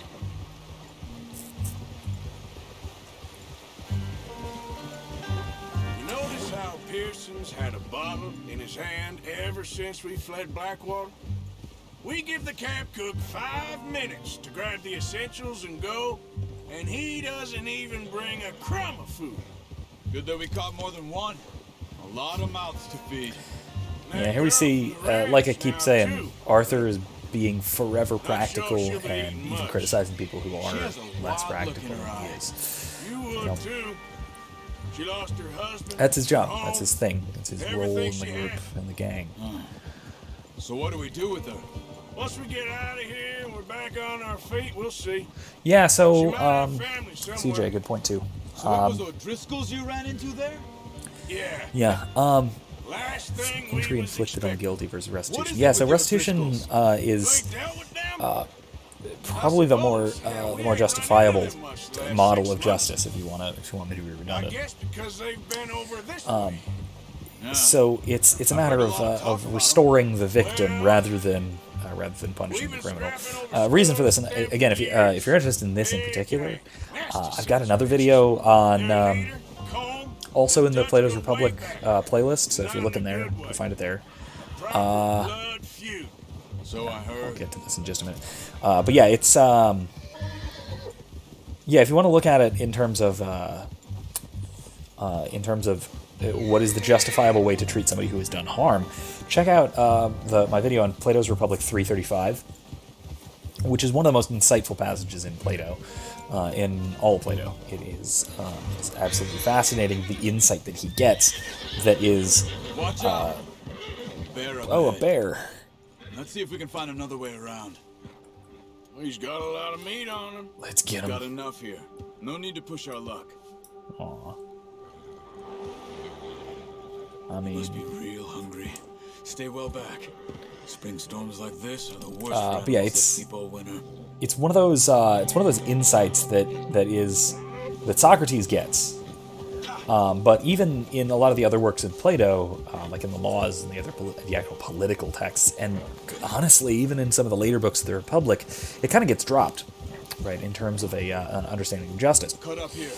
This idea that harming anyone in particular, like harming anybody at all, is necessarily going to be unjust, and the reasons for this are relatively complicated. But if you want more details, look there to that video. All right, see you later, Blood and Cinders. I will. Like and subscribe. The usual YouTube stuff. Subscribe in particular. You should get notified when I'm going to be doing live streams. Same with the Facebook page. I'm going to be posting about when I'm going to be having new videos up and when I'm going to be doing live streams. So good to have you. Good night. See you next time. You want me to move on? Not at all. Just Yeah. So what I was saying, the reasoning behind it, right? The reason for I did that for a long time. why I'm done it's with it. why I was it's never wondering if just to someone's gonna harm kill you somebody in your is sleep. it has to do with what justice is. So justice for Socrates and for reckon you're Plato okay. writing about Socrates, This suits me. Sure, I could fall in with another gang, but Dutch, it's you know, well actually I'll let them talk a little bit because this is actually kind of character expository. So I'll come back to it. Just give he me, let treats them me talk. fair. Most of you do. And for a fellow with a black father and an Indian mother, that ain't normally the case. well, we need you now. More than ever. Good. And how long have you been with these boys? Why ain't you run off? Me? Oh, 20 years, something like that. Since I was a boy. 20 years? Yeah. He taught me to read. John, too. Taught me a few other things, him and Hosea. I'm sure. Dutch saved me. Saved most of us. That's why we need to stick by him through this. He always sees us right. Yeah, we see like there we go, Arthur being first of all That new horse. absolutely practically minded, but then also like I appreciate you. do or die letting me loyal take to time Dutch for in the the other gang night. too. She's a strong one. And one of the tragic parts about this game, but also one of the I don't know what I don't know, Dutch would do if maybe something even happened hopeful to the parts of this count. game is watching him Same with start Bill to around town. lose some of that He's a faith. drunk, miserable bastard, but He's got reasons for it that start building I up, hope they but all make it. has to do with some of these problems that I was talking about in Dutch. fuck me faster than a bull. But it's part of that. It's part of Arthur's sort of redemption arc, really, and going back to that major theme of the game. So anyway, so what I was talking about with Plato. So justice is the characteristic virtue of the human being. Right? So according to this is how Plato defines justice. Right? To be a good human being is to be just. And so to harm somebody is to make them a worse version of what they are. So in other words, a worse human being. So you're making somebody less just by apparently enacting justice, so punishing somebody. The problem is that that's self-contradictory.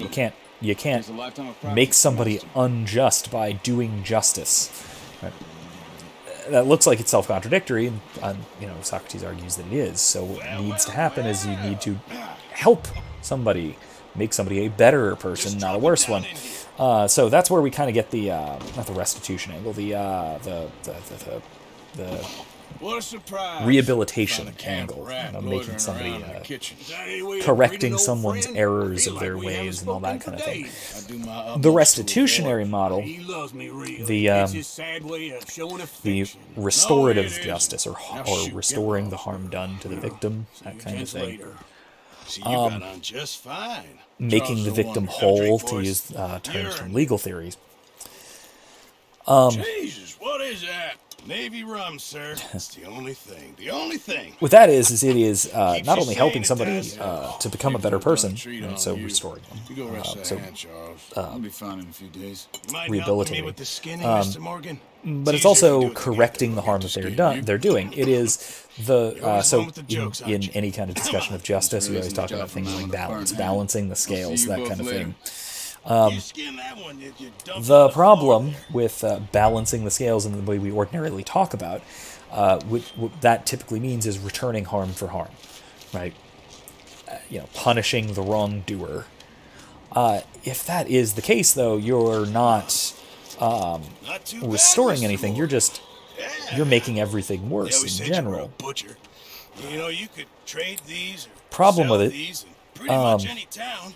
If you're looking to make the obvious problem is that you're like I said, you're doing harm. By contrast, if you are balancing the scales of justice in a restorative way, or in a restitutionary way, what you're doing is you are correcting the harm done. So somebody did something bad, somebody took something away, and by doing justice, you're giving it back. You're making somebody whole again, or at least as much as possible to do so.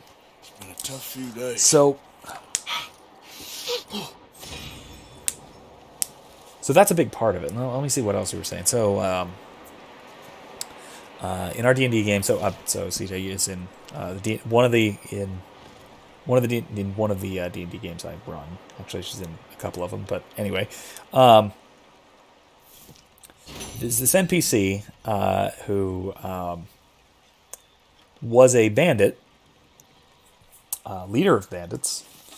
In fact, who had robbed and, in fact, probably murdered quite a few people, done a lot of bad things, and through some magic shenanigans, did his time, so to speak.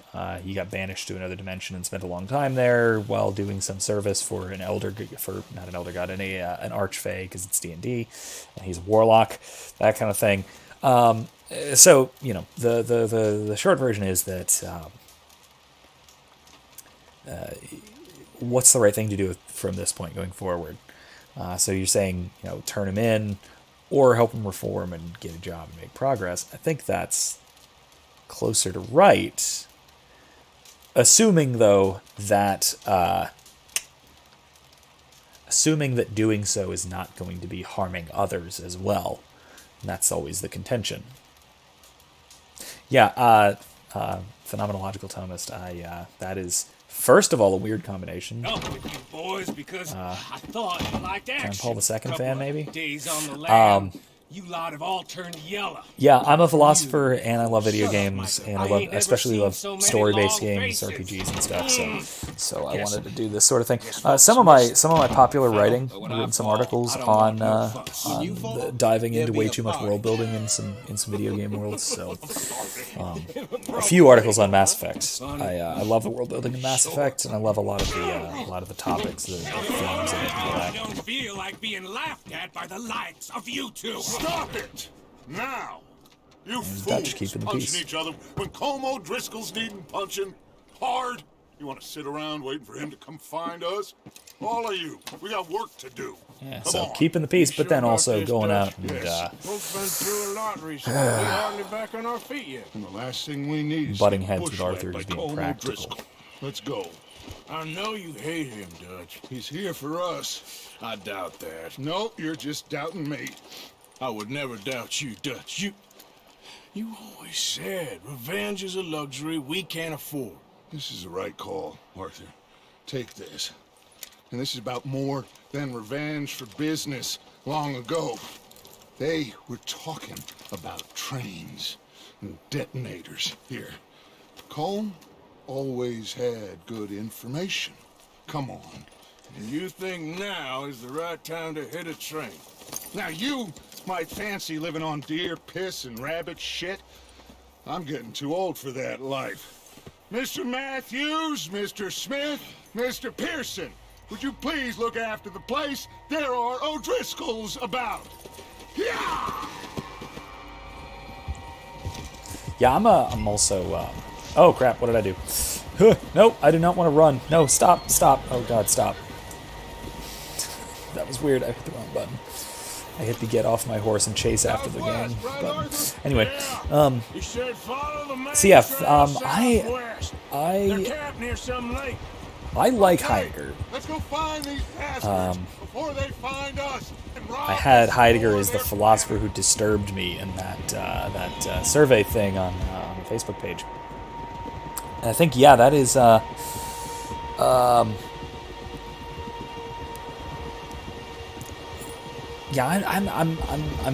I'm less into the whole into the phenomenology, strictly speaking, but I'm really I like his existentialism. I like his angle on existentialism, about being unto death and all that stuff. What's that? Tracks. Horses. Yeah, I'm also not. I don't know as much about that kind of a synthesis in particular. I have read a lot of Heidegger's old stuff, back when he was still a Lutheran. And that's always fun. Although he didn't interact with the scholastic tradition at the time too much. He was more in early modern, and then eventually transitioned into talking about ancients. And I kind of read Heidegger as a Platonist, which I think he would despise, but that's maybe another talk. Once we find something more relevant to talk about in the game for that. Yeah, as far as RPGs though, I mean I play D&D, obviously, like I was talking about. In fact, I am running a game, I'm co-running a game, and I'm also running a Mass Effect RPG using the Mutants and Mastermind system, so I'm doing a little of everything there. So tabletops are a lot of fun. Yeah, everything on that list, I agree. As far as fantasy goes, I love Dragon Age. I'm very much looking forward to 4. I have not read many of the novels, but I basically read everything in the Codex, so there's that. See that smoke? I think it does a good job of world building, but my one criticism of Dragon Age is that it's kind of a downer of a world. It is it kind of fits with the trope of a crapsack world, where everything goes wrong always, kind of thing, and just the a lot about the setting is just awful, and that's part of the point, part of the flavor of it. I don't always like that sort of thing, but at least in some of the Dragon Age games, especially Inquisition, there's hope. So maybe at some point I will play Dragon Age on stream, and see if we can't get a sense of the layout of the camp. that'll be one to talk about. Williamson, Mr. Bell. There's a lot of hope and destiny stuff and fate and the Maker being on your side kind of stuff in especially in Inquisition, but really in all three of the Dragon Ages. One in Origins and Inquisition more than 2. Morrowind, it's been forever. I played it a long time ago. I don't have it on PC, so I couldn't really play it on stream. I do have Oblivion, which I never finished, so I could do that at some point. I've obviously played Skyrim. Skyrim is actually the first Elder Scrolls game I played, because I went back and played the other ones afterwards. Did I finish Morrowind? I'm trying to remember if I actually finished Morrowind, and I might not have. Oh, crap. Am I supposed to get my gun? I'm supposed to get my gun. I'm supposed to go up here. I'm not paying attention.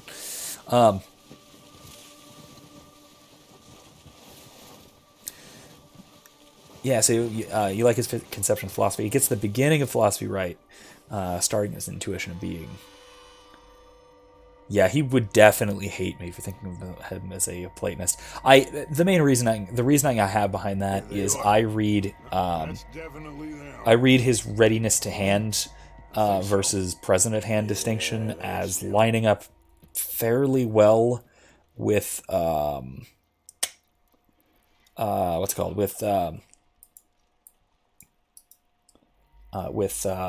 Plato's distinction of ergon, of function, talking about a thing's ousia, substance, versus its function. So its presence at hand is something like its substance, whereas its readiness to hand is its ergon, or its function. So I actually use them. I kind of often use them to teach each other. I've got a lecture on Heidegger's readiness to hand, where I kind of compare it to where I use it in part to explain Aristotle's four causes, and use them to explain similar things. So if you want to look in my philosophy lectures playlist, it's one of the earlier ones. It's something like Heidegger's readiness to hand and Aristotle's four causes, or something like that. Which is super unconventional for Heidegger, and again, Heidegger would hate it. So there's that. I also work under a lot of Heidegger scholars. Sure thing. My old alma mater, who would also almost surely hate me saying such a thing. So actually, I know they would, because I've talked to one of them. Lee Braver, about such things, and he very, very strongly disagrees about Heidegger just being more or less a Platonist. So just wasn't sure you agreed with me. Arthur, have you completely lost faith in me? Our needs right now are supplies. I tend to be pro-mage in terms of Dragon Age. I get the whole they're dangerous kind of thing, and I love the Crusader aesthetic of the Templars. But I tend to be pro-mage if I gotta pick a side for it.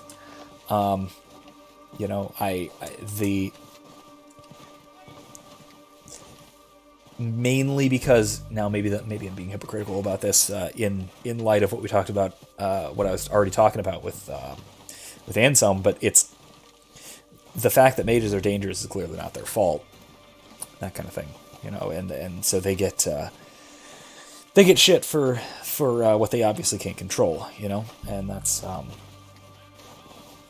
that is going to engender sympathy, and I think. Especially Dragon Age 2 really encourages you to take the mage side. Maybe that's because I usually play a mage hawk, but I think Dragon Age 2 really encourages you to take the mage side. What with what's her face? The main antagonist, her being the over the top, super evil Templar. Yeah, in any case, I like the Dragon Age series. It's interesting. The lore is very deep, which I really like, that sort of thing too. They're going to be gunning for you. I also what are the other ones you talked about? The way our luck's been running. Hush. Let's just get down there first. Oh, the D&D one. So Baldur's Gate. I played the first one. I haven't played 2. I haven't played Icewind Dale. I haven't played Pillars of Eternity, but I have. I'm actually kind of in the middle of playing. What's it called?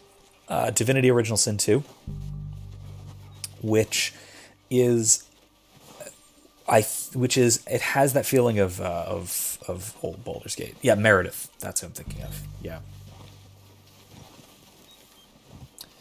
Yeah. But yeah, I'm in the middle of Divinity Original Sin 2, which I love the narration style and stuff. I don't think it really lends itself to streaming very well because of its narrative style. And then also, honestly, its philosophical themes are not, at least that I've discovered, they're not that great, primarily just because they're covered better elsewhere. There's interesting stuff about genocide. But a lot of games talk about genocide and do it better. So, you know. So, what are we doing, Dutch? I can take this if you want. Also, as far as D&D games, I'm currently playing on occasion Neverwinter, the MMO. Not Neverwinter Nights, which I played a while ago, but We don't have time to debate this. Sentiment. Okay, fine. You make the move. But yeah, I think it is good for an MMO, and it's got the D&D feel to it pretty well. Kill every last one. All right, here we go. If I get distracted, that's understandable because this is how we fight this. Where the hell are they? Ah, crap. Crap.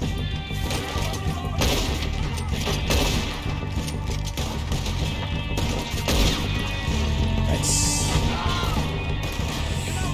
Yeah, I also, like, that's one of the things about Origins, especially, and then into Dragon Age 2.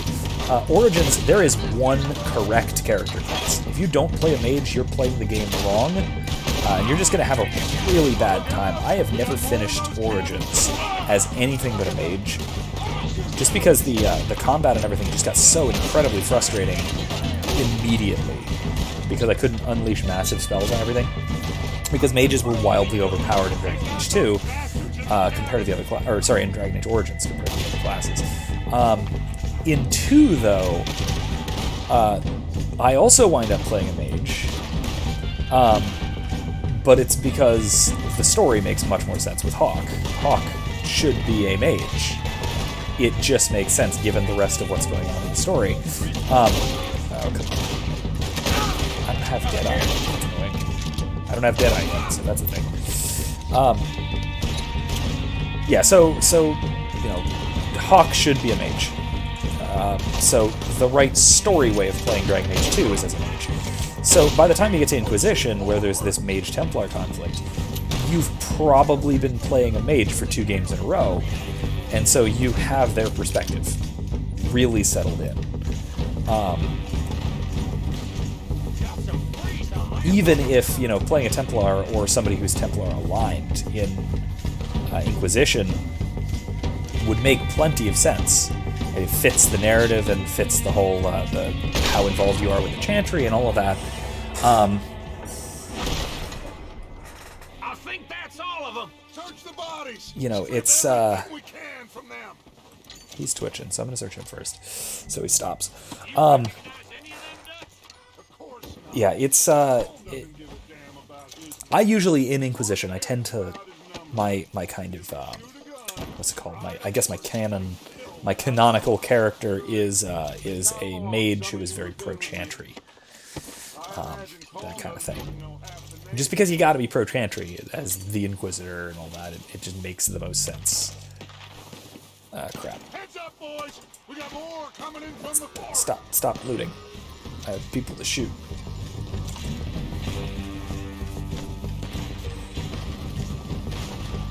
Okay. So anyway, that's kind of my take on the Dragon Age series as it stands. I do really like it overall. It's a great series. The gameplay's phenomenal. Especially they're all very different as well. The gameplay-wise. Like I've also mentioned, I really love the Mass Effect series. I just like old BioWare, like classic BioWare, a lot. Do I need to move up? This is ridiculous. Okay. I really like old classic BioWare. I honestly even like Andromeda. I can have a good time playing Andromeda. The characters are not as well written as in the trilogy, obviously, but you know, I can deal with that. Where in the hell are these bastards? Oh shit. Okay. Hold on. Wait a second. idiot. Dead. I do have Deadeye. Anyway, but yeah, I really liked the Mass Effect series, the whole series as well. The themes are phenomenal. There's a lot of interesting philosophical topics. Anyway, in Dragon Age Inquisition, yeah, I usually play, like I said, a human mage who is very pro-chantry. I typically romance Cullen because of pro-chantry. And interesting with the Agent Templar thing, and his history, his history with, especially with the Warden, all that. That's always great to fulfill his old weird dream. But yeah, usually I will pick. What is her name? Oh no. The Seeker, Cassandra, as Divine, typically. Though I'll sometimes, that is if I have the choice, because I know that choice isn't strictly decided by the player exactly. So if my decisions move in another direction, and I know with Pro-Templar decisions, it can automatically pick, Arthur, get over oh, what is her name? The mage.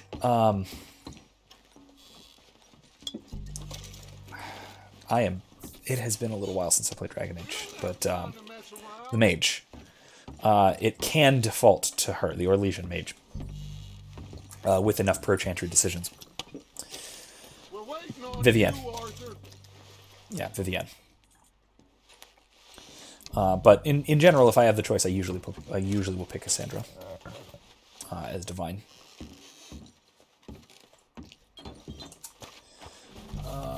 Look, dead folks. Loot everybody. Let's tear this place apart. Yeah. Bill, you go search that wagon there. Yeah, Search that building. honestly, this is kind of heresy to most people, but I kind of enjoyed Mass Effect 2 the least out of the three, at least out of the trilogy. And maybe it's because they kind of just split the difference in terms of gameplay. Like the gunplay changes were good for one, but they got rid of so many of the RPG elements that they just completely got rid of and didn't bring back until 3. So yeah, I did not like 2 as much, honestly, which is odd, but like everyone seems to think that 2 is the standout winner. But yeah, I also like 3 because I've never ever chosen an ending other than destroy. So there's that. That is the ending of the game. If you are interested in finding why I think that, somebody else has said it a lot better than I have. There's a YouTube channel called Space Doc. They do a lot of like video essays and talks about sci-fi. Usually they talk about like ships, hence Space Doc. And they talk about ships and, ship designs and stuff from various sci-fis. One of their videos is on the ending for Mass Effect 3, and he does a really good job of explaining that Destroy is the only option that actually provides a resolution to the themes of the series.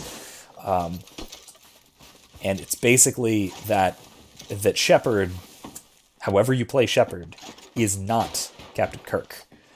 Shepard does believe in no-win scenarios and will make the impossible choice if somebody has to.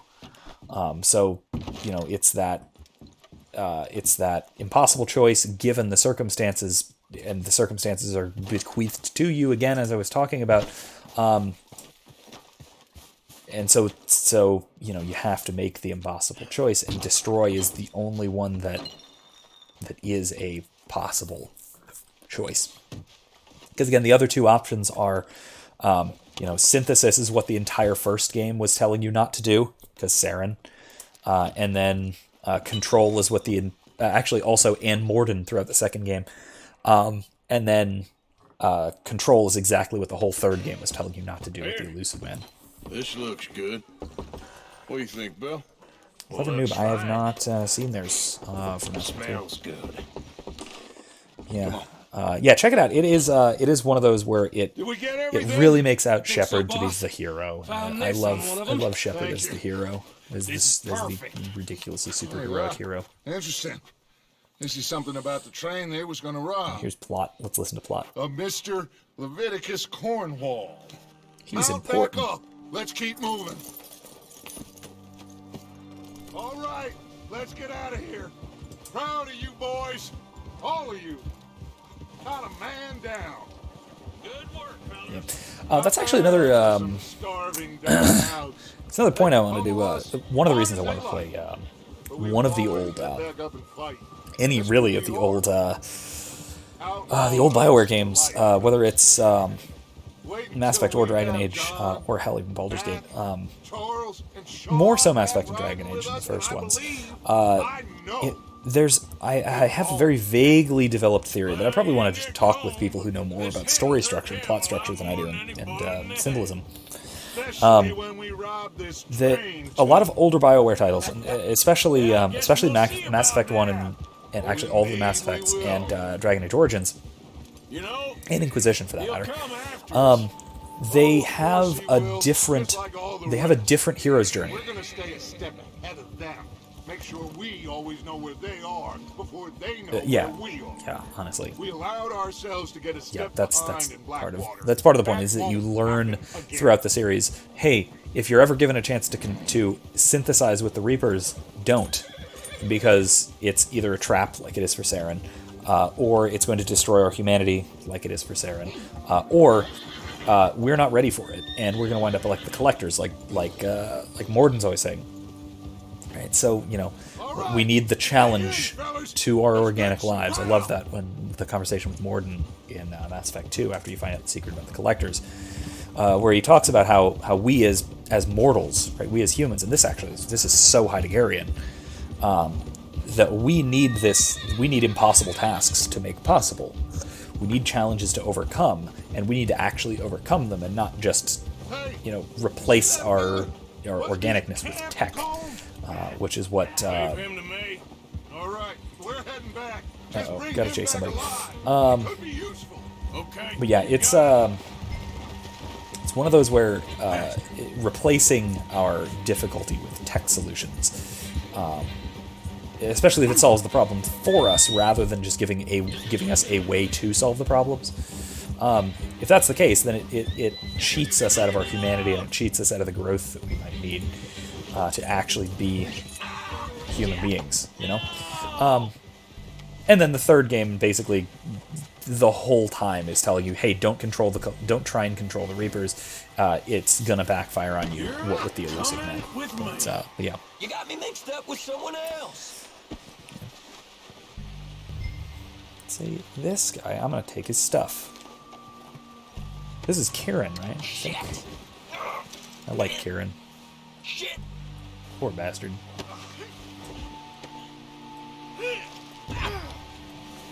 Please. Kinda wanna steal his You don't hat. need to do this. Now the fun starts. Listen. Okay, listen. I'm just saying that that's one of the themes of the game. Okay, I'm not saying that I don't like technology. I like technology. It's okay. It's decent. Fine. I ain't gonna lie to you. Intellectually, yes, I may live in the 13th century, but that's neither here nor there.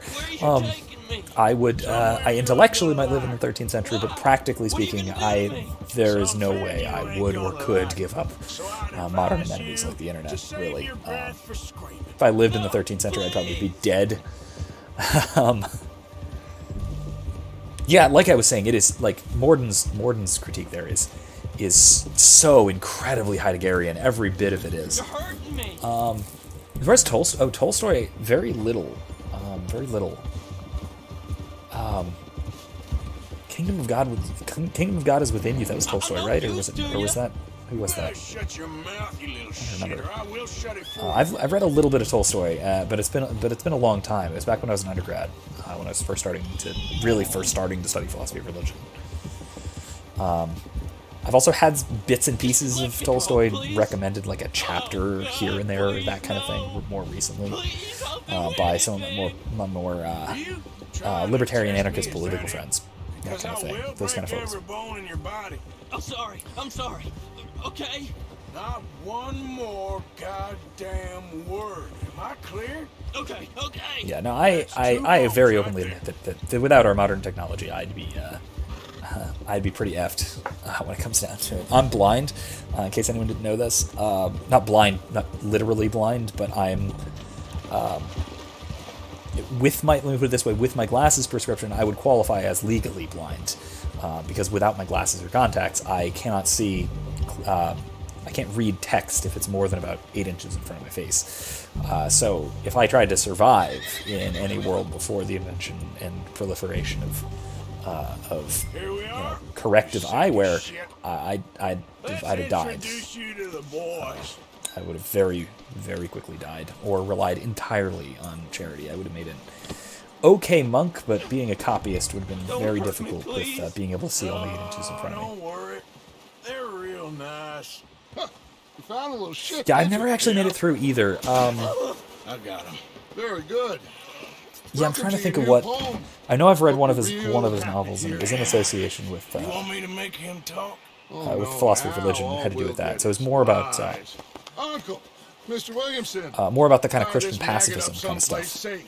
Damn, I can't remember what. I got a saying, my friend. But it was a long time ago. We shoot fellas as need shooting, save fellas as need saving, and feed them as need feeding. We are gonna find out what you need. Yeah. So you say. An O'Driscoll in my camp. I ain't an O'Driscoll, listen. He portrays the best life is living in the country with your land, the ability to see God, and that simplicity. I recently moved away from the big city in the last few years, and the more I'm away from city life, the more I'm sympathetic to that view.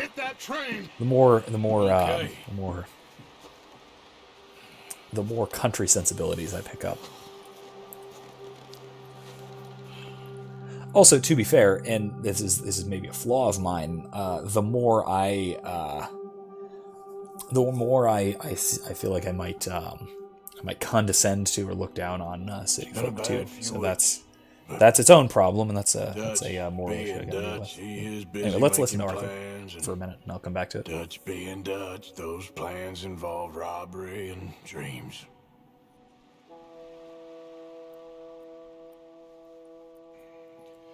Well, I thought you was reading him his last rites. Now I see you're introducing him to your other passion. I'll mind you to show me some respect, Mr. Morgan. Mind away, Reverend. You still here then? I owe you. Yeah. And you'll pay me. But for the moment, just rest. Arthur, I think it's time for the train. Want me to come? Of course I do, but look at you. I was always ugly, Dutch. It's just a scratch. Don't lie still, son. Hello, Abigail. Dutch, Jackie. the boy wanted to see you, John. He'd see me now. Or what's left of me. What about you? Guess I was hoping to see a corpse. Bide your time. You'll see plenty of them. You're a rotten man, John Marston. He is an idiot, Abigail. We all know it. Now, railway men. Bill, now you ride ahead and set the charge at the water tower just before the tunnel. Ain't a problem. Why are we doing this? I really love that they made this a prequel I thought we was to the original game. I never actually played the original. I've only read like plot synopses and seen part of it. But I really like that. That was a good move to kind of explain how John got to where he was. Money. Everything we have. I would love to see them release, do a remaster of Red Dead 1 as a DLC for this game. I just want to stick to That the would be plan, which was phenomenal. to lie low, then head back I would out absolutely west. love that. Now, suddenly we're about to rob a train. What choice have we got? Leviticus Cornwall's no joke, Dutch. Who is Yeah, Leviticus Cornwall? He's a big I pick railway this magnate, this sugar dealer, this oil feud a man. little bit. Thomas, this little bit with Russian literature. I like it, but I don't love it. I have very, very Western sensibilities. very Western sensibilities. Whether you want to call that Western, like, you know, what we're watching, Old West kind of sensibilities, with my tendencies towards Ludditism and my tendencies towards country living, I guess. Aversion to coercive authority, if you want. Yeah, but on the other hand, and also Western in the sense of like the Western Church, Western Europe, you know, Catholicism versus Orthodoxy, or even Western Catholicism versus Eastern Catholicism. Temperamentally, I'm very much in the Western camp in terms of the traditions as well. If you noticed, I'm playing a game and talking about philosophy, trying to parse through themes of things and trying to figure out precisely what things mean, with it, try not to leave things open. I had a video back and forth with the symbologist Jonathan Pageau. Highly recommend his videos. He's one of my favorite Orthodox commentators, I guess. He's a symbologist and an icon carver, and he was talking about how Santa Claus and the Tooth Fairy exist, and how they exist as well. Go watch his video on it. It's complicated, and then go watch my video on it, which is more complicated, and then go watch his response to mine and another guy's, which is even more complicated.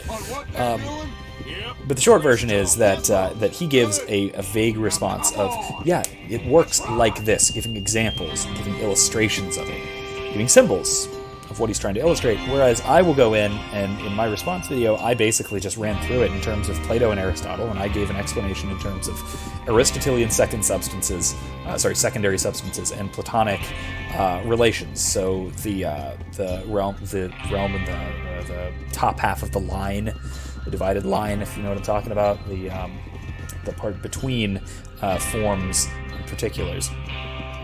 Right, so there's that kind of shows my sensibilities of wanting to be overly precise, trying to define things as precisely as possible, which is why I love Aquinas, because he's obsessive with that sort of thing. I can't abide mystery unless I have to, I guess. Now it's thawing before anyone gets up here after us. Oh, look at you boys. Yeah. See? Yeah, I think, honestly, this Red Dead has a lot of those same themes, too. Being a Westerns, in general, Western stories are very much about the seeing the encroachment of civilization and law and order and all of that as a threat, rather than as being something beneficial that civilized folk will see it as. That goes for all of you. No mistakes. Not again. So we do this, then we go back to Blackwater to collect. How many times you gonna ask the same question, Micah? That's a lot of damn money to leave sitting for too long. It would be crazy to go back there now. The place will be swarming with Pinkertons. And we got Micah the Loose Cannon. We go back, and that's Once again, the end of as it. always. The money's safe. You'll just have to trust me. And if the O'Driscolls are right, there'll be a stack of railroad bonds on this train. Good money, once we work out how to cash them. Yeah, Pageau's point about Santa Claus is that if the guy at the mall is Joe, what's his name, you know, then it's creepy. But if he's Santa Claus, then it's wholesome. And I think we all think it's wholesome, right? And it would be creepy and very much out of place for Santa Claus to start talking about, you know, Joe's recent divorce or whatever, right? It has something to do with being in character. And I've actually written about this before in terms of, and talking about fictional objects and what objects of fiction are. Am I supposed to ride down there and check on Bill? Yeah. So what are objects of fiction? Like, what is Sherlock Holmes? Because you can say true things and false things about Sherlock Holmes, and you can say that one portrayal is better than another, which is super weird if it's not a thing. Yeah, I actually don't know about that. Yeah, CJ, good point. That is, I want to know that, because it's worth noting that, one, you never go back for it, and then two, in the epilogue, John never goes back for it. and then that would be a spoiler. I'm going to leave that what I was going to say next. That'd be a huge spoiler. But yeah, you never go back for it. I don't know if you do in the second game, but How you getting on? cool. Have a good night, Kylie. I will see you later. Feel free to tune into this, and if you want to like see the rest of the conversation and see what else we're talking about, this will be uploaded and this will stay on my channel, so you can pick up where you left off. Anybody can feel free to do that. Okay, sure. Probably gonna go for maybe another hour, so I don't want to go too much past midnight or so. I mean, unless we're still having a really good conversation, I can go for a little bit longer, but I'm probably gonna shoot for midnight or so. But have a good night, Kylie.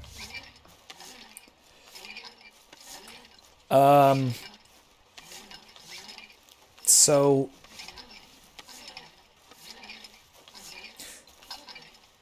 kind of.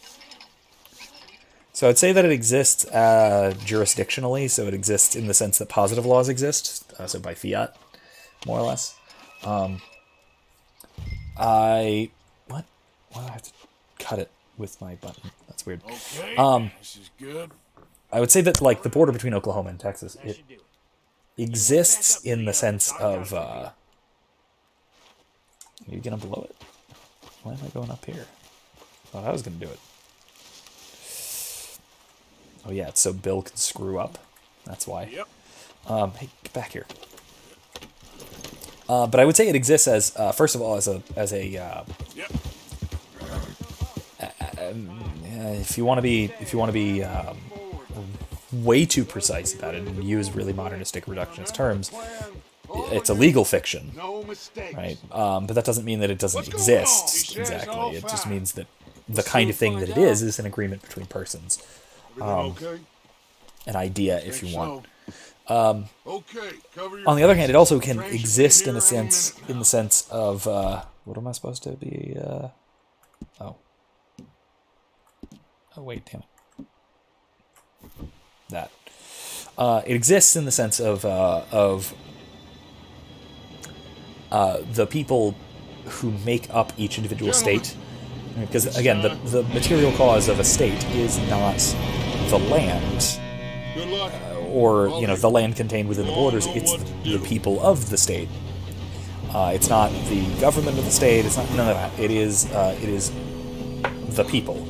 That is what a state is, or what a nation is, what a geographical whatever, or a city. And a city is how Aristotle also talks about it, obviously. Who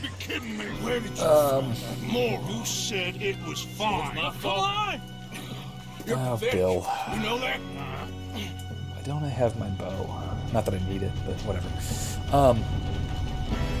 Right, so it exists in terms of that people act as if it exists, and that means that it does exist, right?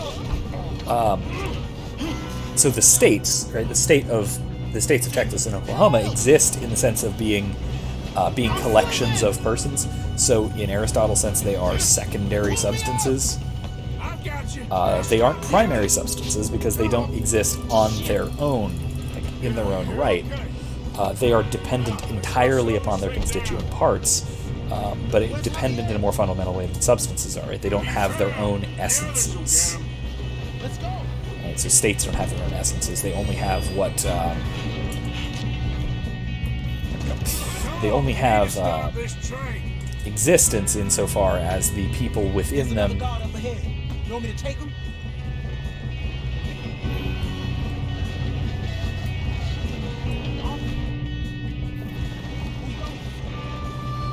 I didn't know I was supposed to give him orders. Sorry about that. Oops, guess I'm getting him. Oh, shit, you got company. Who's got a shot on them? Kill them now. Totally didn't see you.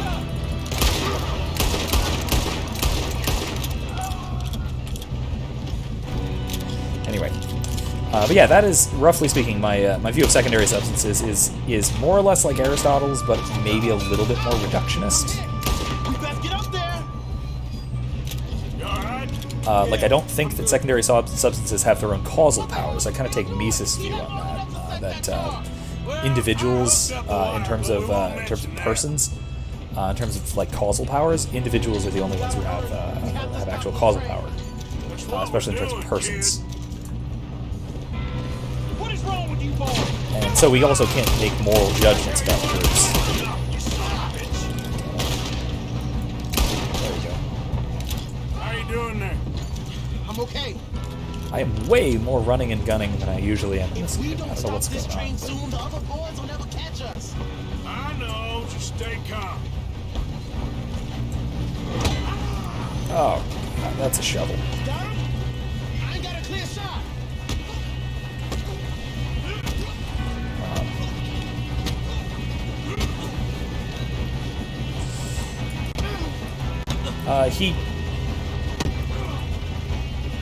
So when someone who is aware of the border, let's say, right, when they cross the border, what they're doing is they're moving from one legal jurisdiction into another, strictly speaking, right? If we're to take the simplest and most straightforward explanation of things, that's what the person who crosses the border is doing. They're moving from one legal jurisdiction to another. Whoops! I got out of cover. That's not good.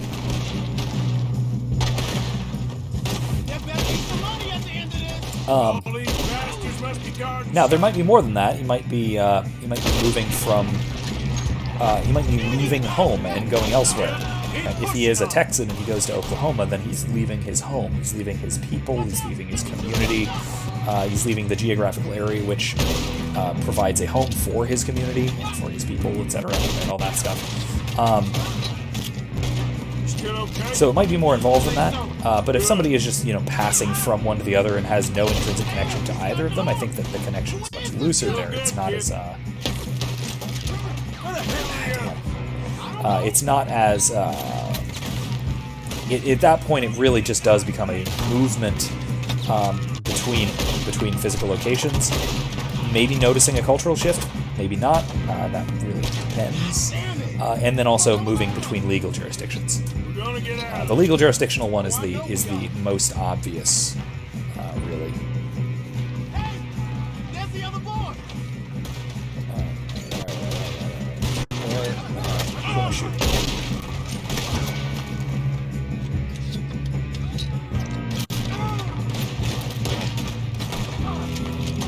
Yeah, my jeez.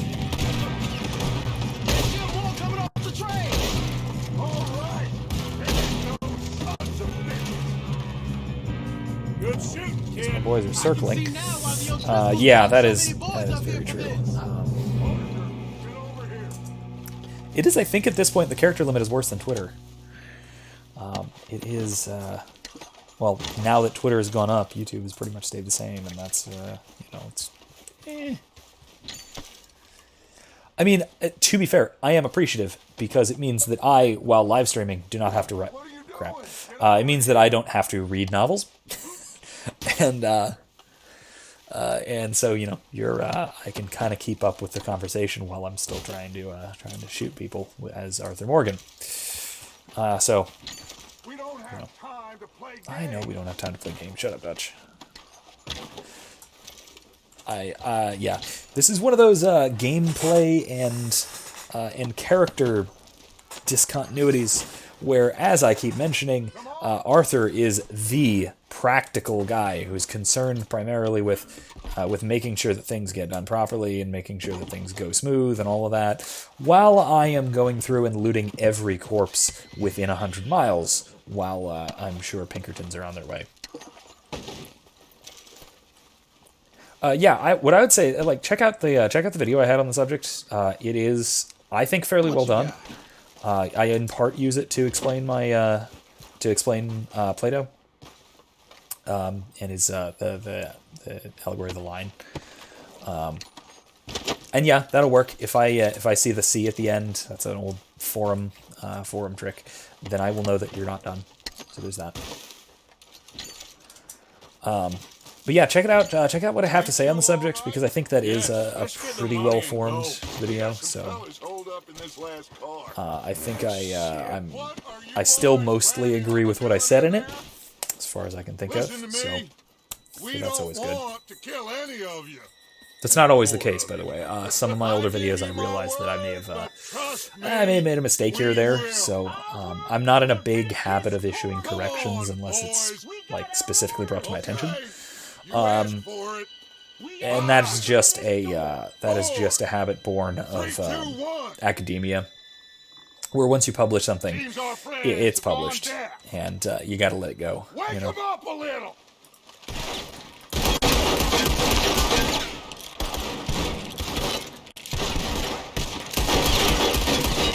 Wasting so many bullets. That's enough. Mr. Williamson, give Mr. Morgan and Mr. Smith some dynamite. You two boys go blow that door open. Oh yeah, it's not like they called someone, so you know. Now, it don't matter too much to us, but you boys in there might want to take a step back. Why did I do a spin? Seems good enough. Now light the fuse. Unless you got a death wish, I'd step back, fellers. I'm going to ignore the explosion and loot this guy. Need it, go boom. Alright. Alright, come on. Just walk on out here. We don't want to kill you. We just want to rob your boss. Get on up there. Search that train. Yeah. So obviously, you know, the gang is a gang of criminals, and this is one of those that's... There's not much moral ambiguity of robbing a train. So, I mean... It's like a palace. Now I've seen everything. Oh, you two got the so, I mean, safe? that's not too much. There's not too much worth discussing in terms of the straightforward implications, the ethical implications of robbing a train. Now there are some prudential considerations. See you rushing to jump on. So here I'll just read this out so I can follow. So, dear Mr. Cornwall, we are yet to receive payment of $2,000 for the initial phase of exploration at the Wapiti Indian Reservation, Ambarino, as agreed in the contract between Cornwall Kerosene and Tar and the Leland Oil Development Company, dated November 9th, 1898. On receipt of the funds, we will proceed with phases 2 and 3 of the project and present you with a detailed report of our findings within a month. Yours respectfully, James Critchley, Head of Accounts, Leland Oil Development Company. That foreshadows at least 2 different things I can think of. Cool. Here, make yourself useful. At least we all know you can read. Give me those. Ooh, a watch. I'll sell that eventually once I open up the fence. Contracts. Invoices, blah, blah, blah. I never noticed that Arthur's telekinetic. Not really. Sugar imports from the Spanish West Indies. A lot of Another sugar. letter. Some fancy new boat he's ordered from Europe. That's also foreshadowing. I am not robbing another boat as long as I live. Yes, you are. All right, dear Leviticus, thank you for the telegram and your continued interest in the Jameson Mining Company. However, any news you have received of mismanagement or financial difficulties at the mine in Annisburg are simply fake, and I would urge you to question your sources. Also foreshadowing, holy crap. The coal industry is quite different from the oil industry in a number of ways, so I certainly remain open to a business meeting at your convenience to exchange ideas and educate each other on our respective areas of corporate expertise. I would also be delighted to host you in Annisburg and give you a personal tour of the mine and its associated facilities. I look forward to your further correspondence. Yours sincerely, Archibald Jameson. Yeah, I like you just mentioned, I just said, I didn't realize that Arthur was telekinetic. Neat. There must be something. Cabinet. Yeah, I Come on. Let's hurry this along, boys. I have too many cigars. Not that I ever really smoke them, but hey, this looks like something. Yeah.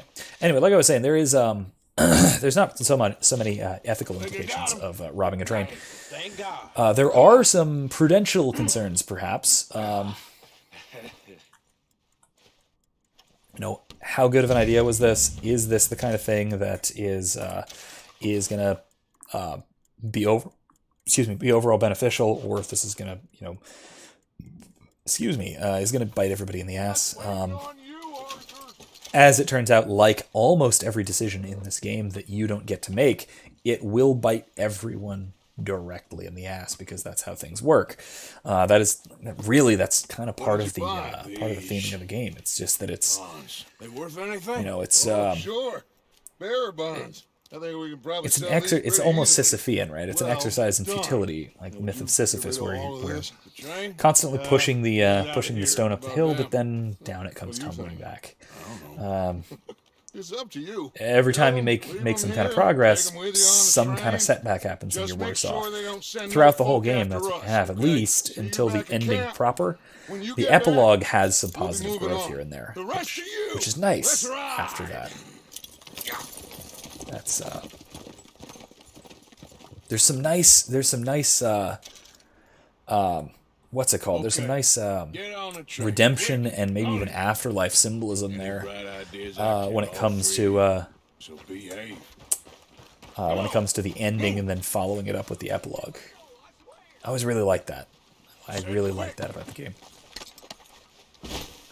Shows a lot of the if you play Arthur as honorable, does a lot of showing the good results of the good deeds that he did to try and make up for his crimes and all of that. I'm gonna loot the rest of the train because no one's coming.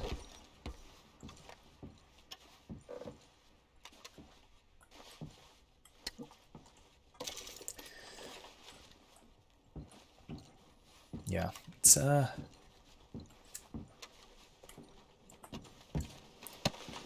it really, as much as I kind of joke about it, the themes are about death and redemption because Red Dead Redemption, funny, but it's actually pretty straightforwardly true that I think the biggest themes of this game are the importance of death. It's got a really heavy Memento Mori vibe throughout most of the game, but especially like the second act forward. And then further, what to do about redemption. There's down the road a ways, but there's that great little series of conversations Arthur has with the nun. If you've played this, you know what I'm talking about. Maybe if you encountered her, maybe you didn't, but it's delightful. It's just Arthur, who even from the outset admits and is very, very open about the fact that he is a bad man. He does terrible things on a regular basis. He wants to eventually, if you play him as honorable, he wants to be better, and the first step towards that kind of redemption aspect is recognizing that you need to repent. It's not enough to just do bad things and then do good things. You have to recognize that the bad things you've done are your fault, and they've had all kinds of deleterious consequences.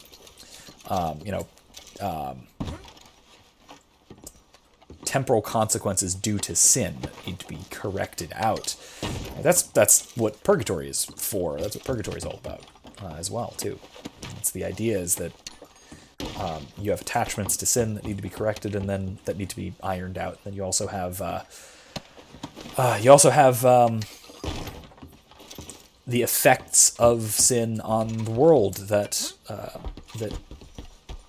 punishment is due and that sort of thing, right? So corrections need to be had and all of that. Let me see if I can actually restore some of my how about brandy? It'll work. I need health core too, so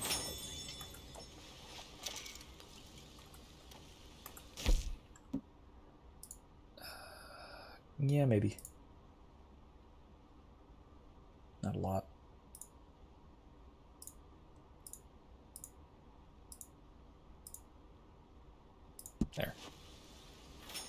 There, that'll do. Good.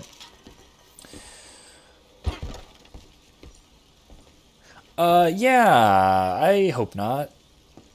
I've killed horses like this before in Red Dead, so, it's an option. I gotta say, the horses, the self-preservation AI for the horses is not the best.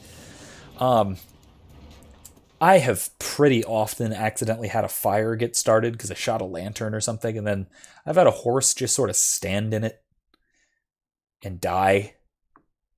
instead of, running away or anything.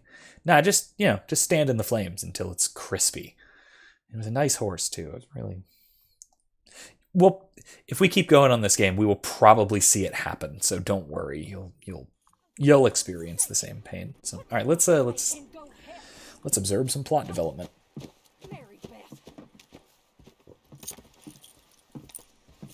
Well, I have a drink of water. So we getting out of this hellhole? We're gonna try. Weather seems stable. And we just robbed the Leviticus Cornwall train. We got money in our pockets. The worst is behind us, gentlemen. So the question is, where now? I know this country a little. I told you, we should set up camp in Horseshoe Overlook near Valentine. We'll be able to hide out there, no problem, as long as we keep our noses clean. Well, then let's go. Clean noses. Howdy again, John. Arthur, you're in nice that face. One. Bring Hosea. I know you two like to talk about the good old days and what's gone wrong with old Dutch.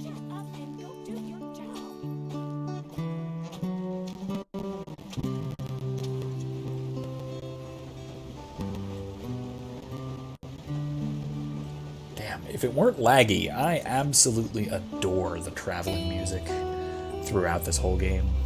Like, this theme is so great. Just let it play.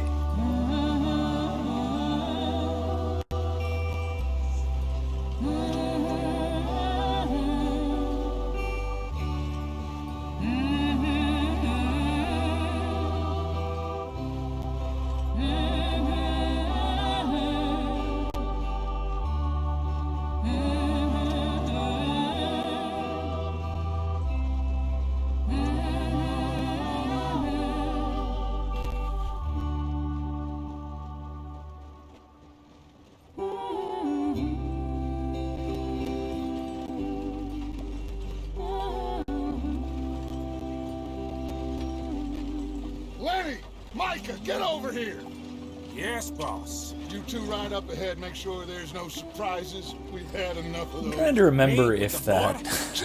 that is true. That is very true. I'm trying to remember if this is the same travel music, if this is the same theme that goes near the end of the game. Yeah, I think not to spoil too much, but I feel like it had to do with the boat ride being nice and romantic. She was distracted by the nice view, rather than anything about you. She was looking past you, not at you. That must have been it. Come on, we're falling behind. Oh, whoops.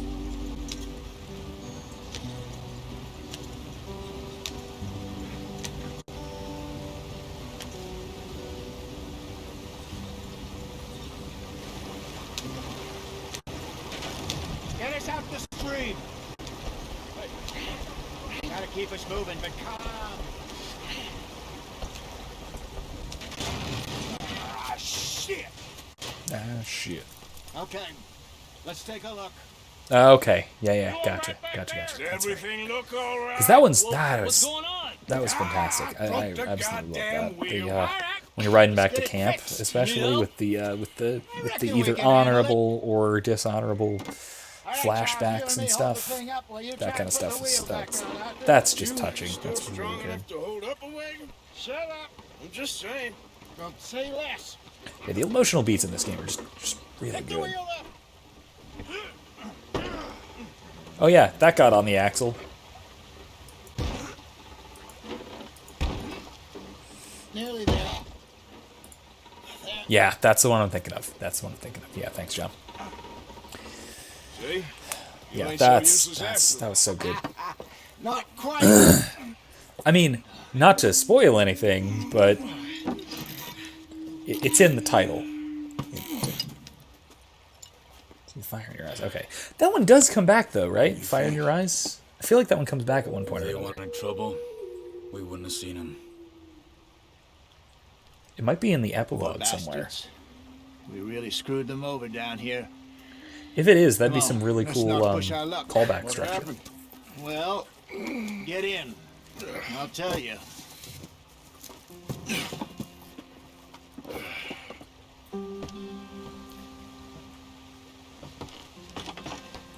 Not too far now. I love how tutorially this is. We'll follow the river, then cut left inland.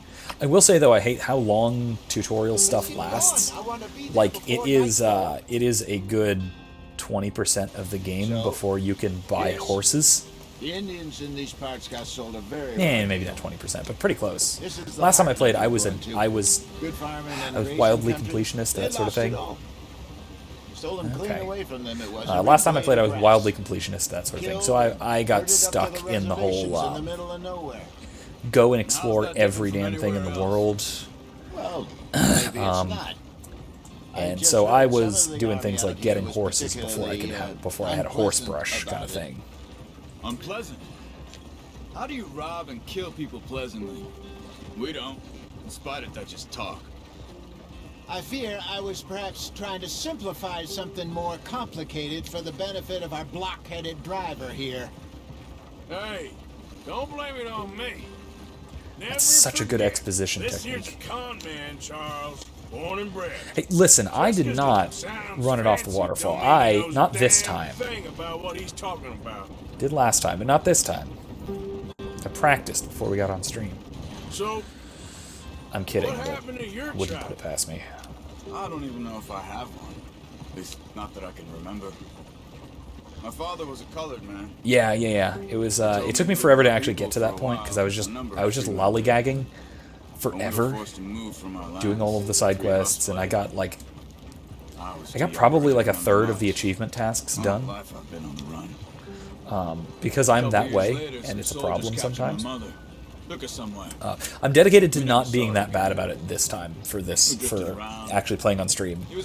Unless I'm going to be really clear about, hey, I'm going to do a stream where I'm going to get no story parts accomplished at all. If that is the case, I will be very upfront about it, so I can just, talk about philosophy while I'm hunting deer, and that's it. Can I? No, I can't change clothes. I don't understand. What's the problem between you two? Arthur? Yeah, that was actually, I mentioned I was playing Divinity 2, Divinity Original Sin 2. That game is so open, and it's so non-handholdy. Are we heading in the correct direction on our desperate but escape from the law eastwards it down the expects you to actually follow the main plot thread instead of going and doing every possible side quest first. So if you don't do the main plot thread, you'll get to a point in a lot of the side quests where you just can't progress. And things just stop. And then you get super confused by, like, why can't I progress here? And because then you have to go and do the main quest to actually progress it. So it actually punishes you for doing the thing that you always do in every RPG. Favorite mission. God, that Now, is... how low do you think Dutch is really going to lie? That's tough. It's just, maybe it's me who's changed, not him, but we kept telling him that ferry job didn't feel I don't know. right. You and me had a real lead in Blackwater that could have worked out. Maybe. It just trying to go through them all in my isn't like head. Dutch So to we've lose got his head like that. the stuff in Valentine. Which actually, Valentine might be my favorite part of the game overall. But Dutch, we've all been in this line of work a long time, and we're still here, so which one's American Venom? I'm trying to we remember. must have got it right a hell of a lot more than we got it wrong.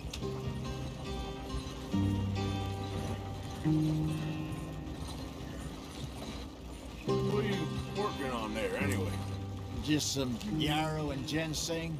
Good for the health. Better than that stuff you buy in the store. Yeah, you can have all this. I'm at the point where I can do it with my eyes closed. Oh, okay. Thank you. I tend to really like the ones where that are that are basically assaults. Oh, the end of the epilogue. Okay, yeah, that was really good. That was really good, story beat wise. I won't really spoil what happens. But that was some really good story stuff. That was some really good character stuff, and honestly, there was some really good creative and interesting combat going on too. As far as like gameplay wise, I have to say, what was it? What the hell was it? It was the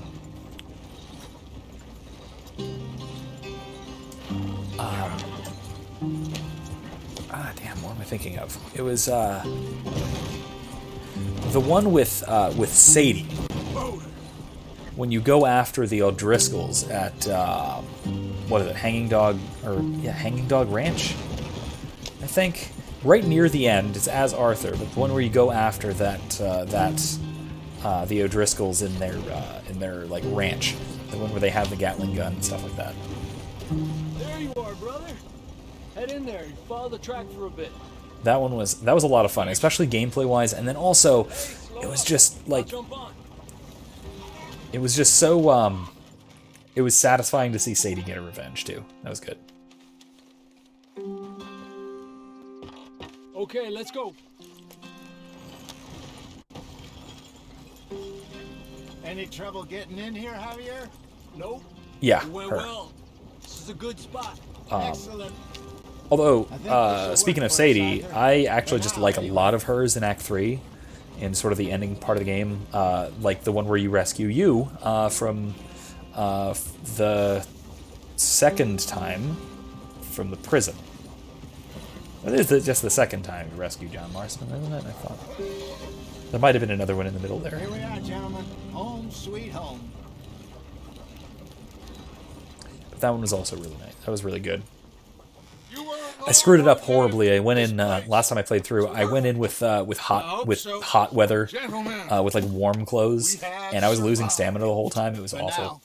Now it is time to prosper. Arthur and I were about to prosper in Blackwater. We were onto something big. Then Micah got you all excited about that ferry, and here we are. We have all made mistakes over the years, Hosea. Every last one of us. But I kept us together. Kept us alive. Kept the nooses off our neck. I guess I'm just worried. I ain't got that long, Dutch. Yeah, that's I the want one. folks safe before That's the I one. go. Me too. And now we are stuck east of the Grizzlies and out of money, and a long way from our dream of virgin land in the west. I know, my brother, but we are safe. We make a bit of money here. Then we move again, head out around them, be west of Uncle Sam. In a few months, buy some land. I hope so. Would you just look around you? Yeah, Dutch This really world is has the its consolations. he really is the idealist, isn't he? I'm going to head into the local town and, see if I can strike up a little business. Of course, Herr Strauss. I prefer robbing I also banks to love usury. that you can Seems kick more Strauss the hell out of the dignified camp somehow. right near the end. Everyone, put your tools down for a moment. Come on, Basically, gather just around. go tell him to go to Quickly hell. now. I know that things have been tough, but we are safe now, and we are far too poor. So it is time for everyone to get to work. Get to work, but stay out of trouble. Remember, we are itinerant workers. Laid off when they shut down our factory to the north. Now get out there and see what you can find. Uncle, Reverend Swanson, no more passengers. It is time for everyone to earn their keep. There is a town a little way down the track named Valentine. Livestock town, all mud and morons, if I remember right. That seems a decent place to start. And, we need food. Real food. That means every day. One of you. And remember, whatever it is that you find, the camp gets its slice. Now be sensible out there. Now the girls have your tent ready, Mr. Morgan. Come with me. You two will be ready shortly. We put you over here. Yeah. I actually didn't catch that the first time I watched a stream of this, because I only got it when it came out on PC. Oh, don't remind me. So I watched a stream of basically the whole game before I actually played it. On the stream, I did not catch that happening. I've seen shit with I didn't catch the foreshadowing of it. My wife did, but I did not. So it was it came as a surprise later, and it was one of those shocking in retrospect kind of things. Yeah, we will not get to that tonight. Basically, I just want to maybe get into the town of Valentine, something like that, and then probably wrap. Let's listen to Arthur, because he's got more monologuing. I'll have a drink of water. got off the mountain and rode east into some pretty enough country called the Heartlands.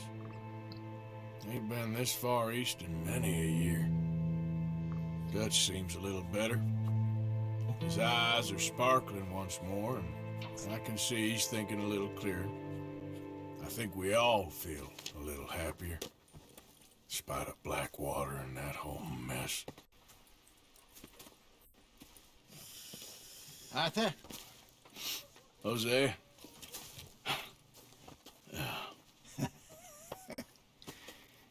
Quite a day. Let's hope so. There's a bunch of the boys already in Valentine. Bill, Charles, and Javier. And Swanson found something down at the train station by the lake, apparently. And Strauss came back with that creepy little smile on his face. I'm sure there's a whole list of unfortunates he's forced money upon. Thank you. And you? I'm gonna read a book. Yep, there's that mission. Yeah. Yeah. So, how should Arthur look now that I can shave? Any thoughts?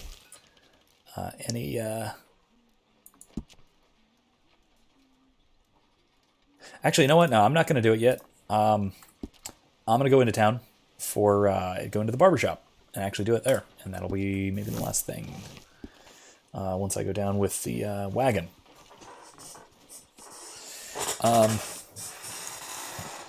So yeah, I think I'll go ahead and do that. But start, thinking through that. I will take recommendations for what kind of hair and beard style to have for Arthur. All right, so if I go down to Valentine, it's Javier, right? Yeah. That'll be good. Is Uncle the one who... Is this the quest for when you go into Valentine? I'm trying to remember.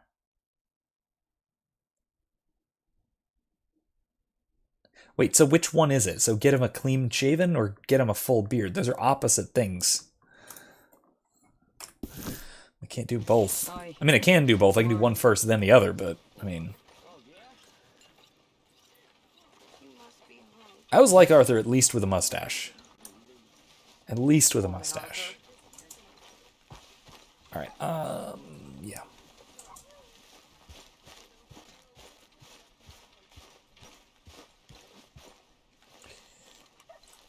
Yeah, so while we're just wandering... Hi, Uncle. Wake up. Ow! Careful not to work yourself to death there, Cool. Uncle. I was thinking. Does it pay well? Eventually. Yeah, so one of the things I was thinking about, and this keeps coming to mind because I happen to be playing this at around the same time. Okay, yeah, I could do that. Mountain Man Arthur. I always kind of like that. I'll get the bear hat eventually. Go check the horses around. Well, no, one of the things I've kind of thought about for You gonna take the old man into town? in part because I was watching Mandalorian while Find something for y'all to while do. playing We this, always do. not at the same time, back and forth between them. Up here for 2 weeks That was now. one of the. About ready to It murder gave me an Grimshaw. idea of either a game, Can Miss which would be Grimshaw fantastic, spare you? or even just a show or a series that is this kind of thing, Let's go. but set in Star Wars. Come on in.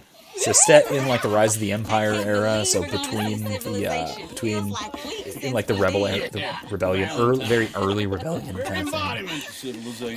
No Jedi, nothing like that. Just keep things, Mandalorian style, simple. And Out through the trees here, then take a left. a group of ne'er-do-wells who are just kind of wandering out into the outer rim of the galaxy. They got some cheap piece of crap ship. They've got their borderline cult leader, equivalent of Dutch, who's keeping them together and keeping them flying and that kind of thing. Somewhere in between Red Dead Redemption, Firefly, and in Star Wars. That'd be just... I'd love that. Honestly, if I weren't already running 2.5 tabletop games, I'd want to run it as a tabletop. because I think that would be a really good format for it. That's a song. But anyway, that is something I've been thinking about now for a while, and somebody should definitely do that. Almost killed a guy.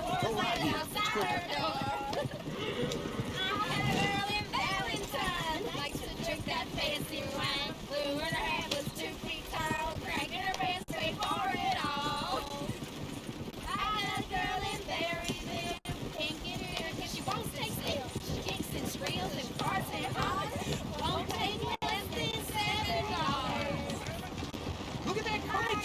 He's all over the place. Well, okay, that guy's going nuts.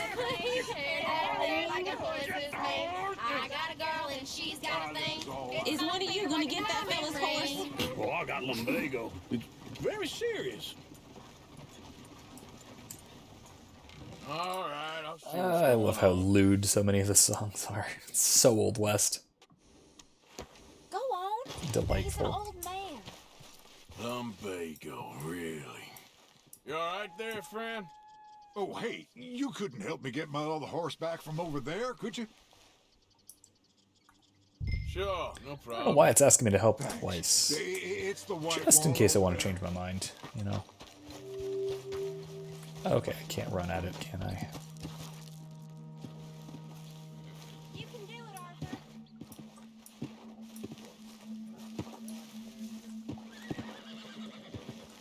Whoa, whoa, easy. Watch Easy. the boat. You're okay. Whoa, now, easy. Easy, it's okay. Easy there. You're a good man, Arthur.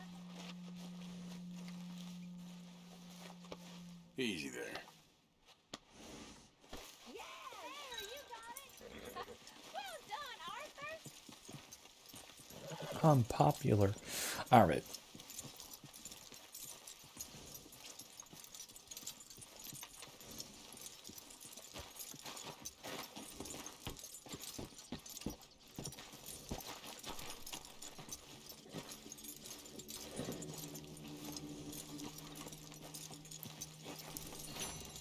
Here you go.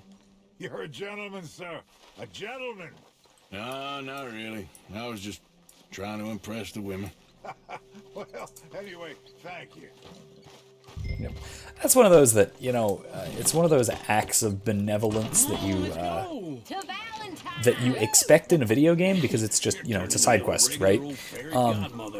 But it's a little more than that because it shows the beginnings One, of perhaps, hidden deep inside. but a Arthur real having a heart, And like you they're have it, saying. your pulse-bolt lizard. Lizards have hearts. Well, Arthur, I'm proud of you. To be honest, if you lot hadn't been here, I probably would have robbed him.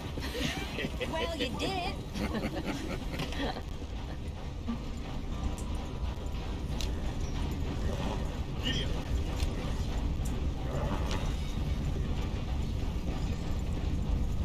I know I'm being very quiet now. Part of that is because carriage driving in this game, and hell, even horse riding in this game, tends to make me gratuitously nervous because the horses, This looks like a decent little town. they tend to run into people, Finally. Look at all that and that snow tends in to the give you a mountains. bounty, Sure don't want to be which back is a up problem there. when I have Molly to come with us. $42. Oh no, Miss O'Shea is far too high and mighty now for the likes of us. So yeah, that's an issue I've had. Even funny enough, one of the complaints I have in terms of like gameplay, even on cinematic camera, I have plowed head-on collision with a horse into somebody. The guy died. I got a new horse, and his friend was shooting at me. So there's that. That happened. Yeah. So. Go left here, down the main street. That's one of the annoying things about this game. You gotta watch out for it, but you know, it's You fine. can pick up some bounties there, Arthur. Heaven forbid you put your head on It is a minor little complaint, but That's it's a young something. man's game. Ooh, yes. We can get up to some mischief here, all right. Just remember, keep a low profile. Will you remember that, though, Arthur? Probably not.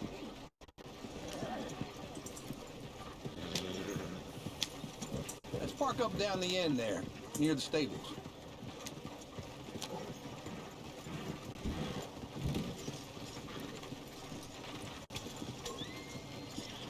Oh, see, dang it. No, no, stop. You got a problem? No, please, I don't have a problem. Here we are. Oh, just God. like I said, All right, fine. Cultural center of civilization. Man at his finest. Uncle, what are we doing? Well, we're gonna do what any self-respecting maniac does. Put the women to work. With pleasure. We'll start at the saloon. Okay, just stay out of trouble and don't get yourselves noticed.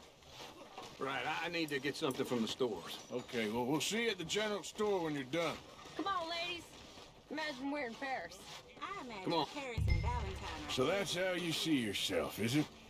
A Yeah, maniac? look who that is. Well, in my youth, I used to be known as the one-shot kid.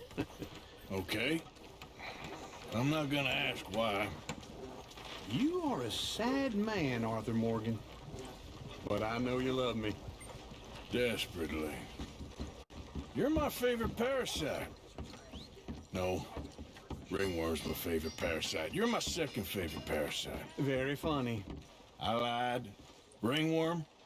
Then rats with the plague. Then you. Shut up. This is the place now. Come on. All right. Morning. So, what do you need? Hell, a drop of whiskey for a start. You know, something to pass the time while we're waiting on the women. Always thinking ahead, ain't you? You're looking a bit tired there, Arthur. Why don't you pick up some coffee while we're here? Whole stock list in the catalog here on the counter. Whiskey's on the top shelf. Is it dry Here's goods? the Or, door. I'm trying to remember what the hell coffee is. There. I'll buy a few. Why not?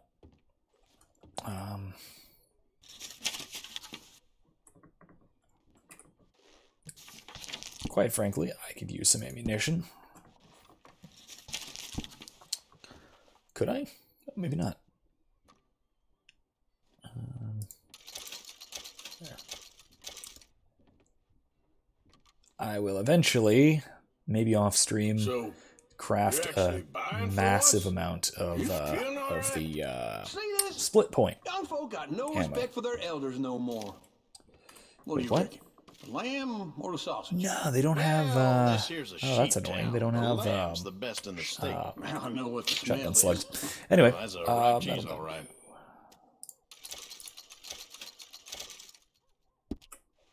that'll work. Fine for now. Well, look at this. A jaw harp. What is this list of yours? I got a lot to replenish after that god-awful time in the mountains. All done. Thank you kindly. Ah, this should do the trick. Yep, that's fine whiskey. Are you serious? I'm supposed to buy it off the counter. Wow, that's ridiculous. All right, fine. That should do us. Let's go wait for them outside. All the best, whatever. fellas. All right.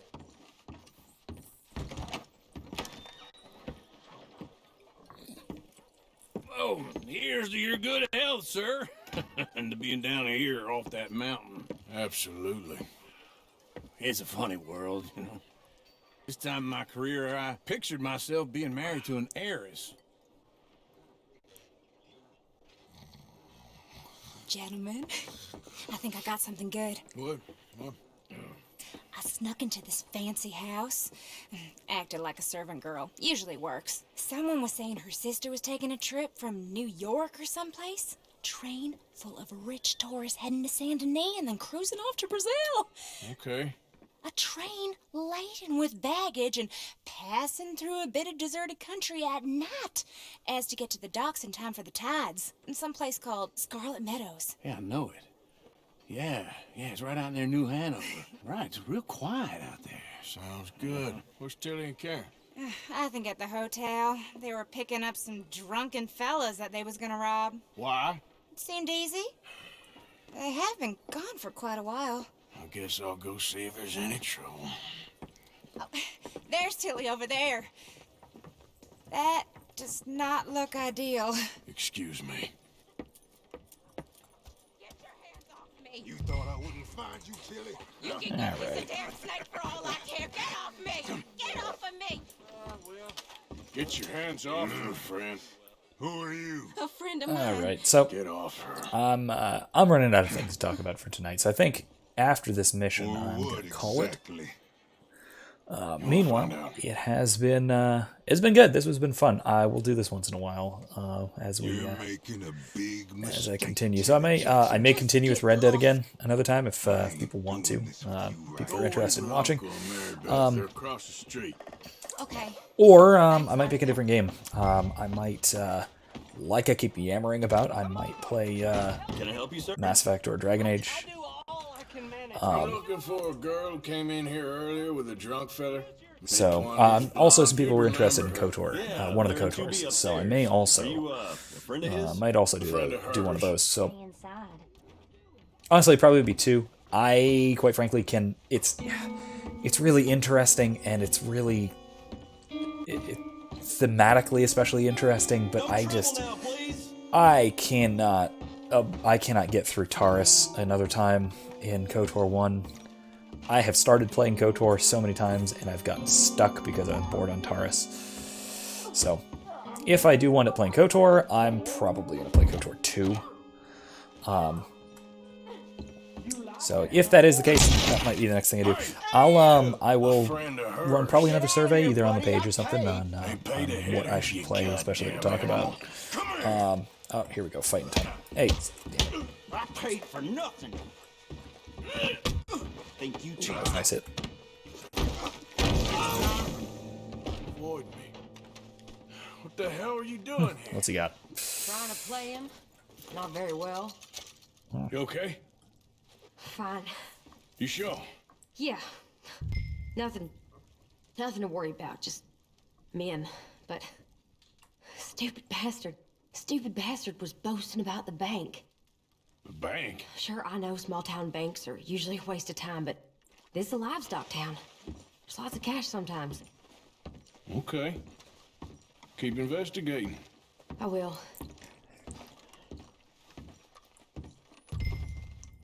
Yeah, that is another topic that I might want to come back to this game for, is talking about Everything's okay up there? the difficulty of the difficulties inherent with extra legal actions. Say that when you're doing criminal activity, you have to handle things yourself, and so it's inherently dangerous. Obviously, in addition to Thank you, Arthur. the dangers of the activities themselves, Much that like Bill adds to said, the danger, and so when I there's have to interesting implications for You okay? Sure. things which are especially arbitrarily criminalized, right? So this is part of why illegal drug trading is so much more dangerous than legal drug trading.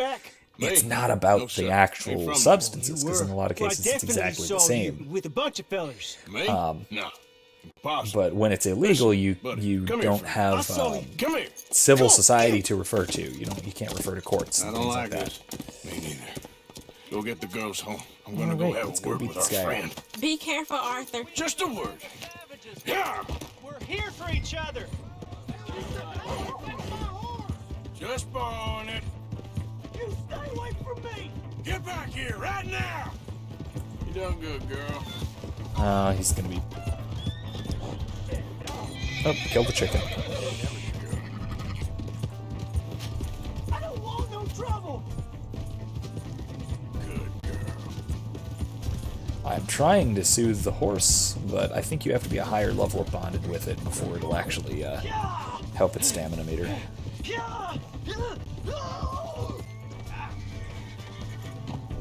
Please, I can't get up. Yeah, big dumb idiot.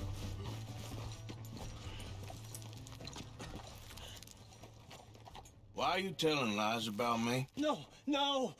I got it wrong, partner. I got it very wrong. Now please help me up. I ain't never been in Blackwater. Then why are you chasing me? I've got an unfortunate face. Yes, me too. Now please pull me up. Please. Alright, yeah, let's help. Alright, come on. Yeah, like I said, yeah, CJ, completely right. My horse is filthy and utterly disgusting, and the reason for that is because I cannot clean it yet because I need to get through that one quest with Hosea before I'm allowed to buy a brush.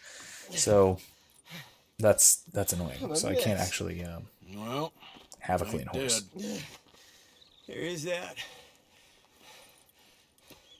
Jimmy Brooks. I think it's best for both of us if we pretend this never happened. It is bizarre to me that this guy never comes back. I agree. Like, I thought you'd have thought this would be some guy who comes back later You're a and, good like, man, and here. You he want a helps pen? you It's or one of them doesn't steel help you ones. at some point down the line. Oh. That's very kind of you. But I'm not a good man, Jimmy Brooks. Not usually. You see, I was in Blackwater. I killed people. And maybe I should have killed you. Should I have killed you, Jimmy Brooks? Me? I never saw you. Not now, not never. I think we have an understanding. Of course we do. Jimmy Brooks. I will remember that. I've got a good memory. I haven't. I haven't. Not one lick. Not 1 cent in this here old mind. Come on. Come on. You have a nice day now, sir. Yeah, look at this disgusting horse. That is covered every inch in mud. And there's nothing I can do about it. Yeah, I'm going to go return it to its owner, because, honor. Then I think I'm going to call it. So I'm going to go do that. And like I said, I may pick this up another time, I don't know, a few days or something, next week. Probably next week. Wait, where is his owner anyway? So I pick this up in a little while. Either pick up Red Dead, or like I said, I might start up another game and see what I want to stream and see what I want to talk about, because I'm sure there are other interesting topics to consider. Yep, I'm about to give it back to you. Here's your horseback, friend. Oh, you really were just borrowing it. Appreciate it. He's an idiot. All right, cool. Anyway, so like I was saying, I'm going to call it there. So, I'm going to save real quick. And as you can see, I have a bunch of other previous saves. So, I'm going to empty slot. There we go. So, in any case, it's been a fun time. So, I will see those of you who are still around. I will see you hopefully next time. And otherwise, I look forward to the next video. All right. So until next time, bye.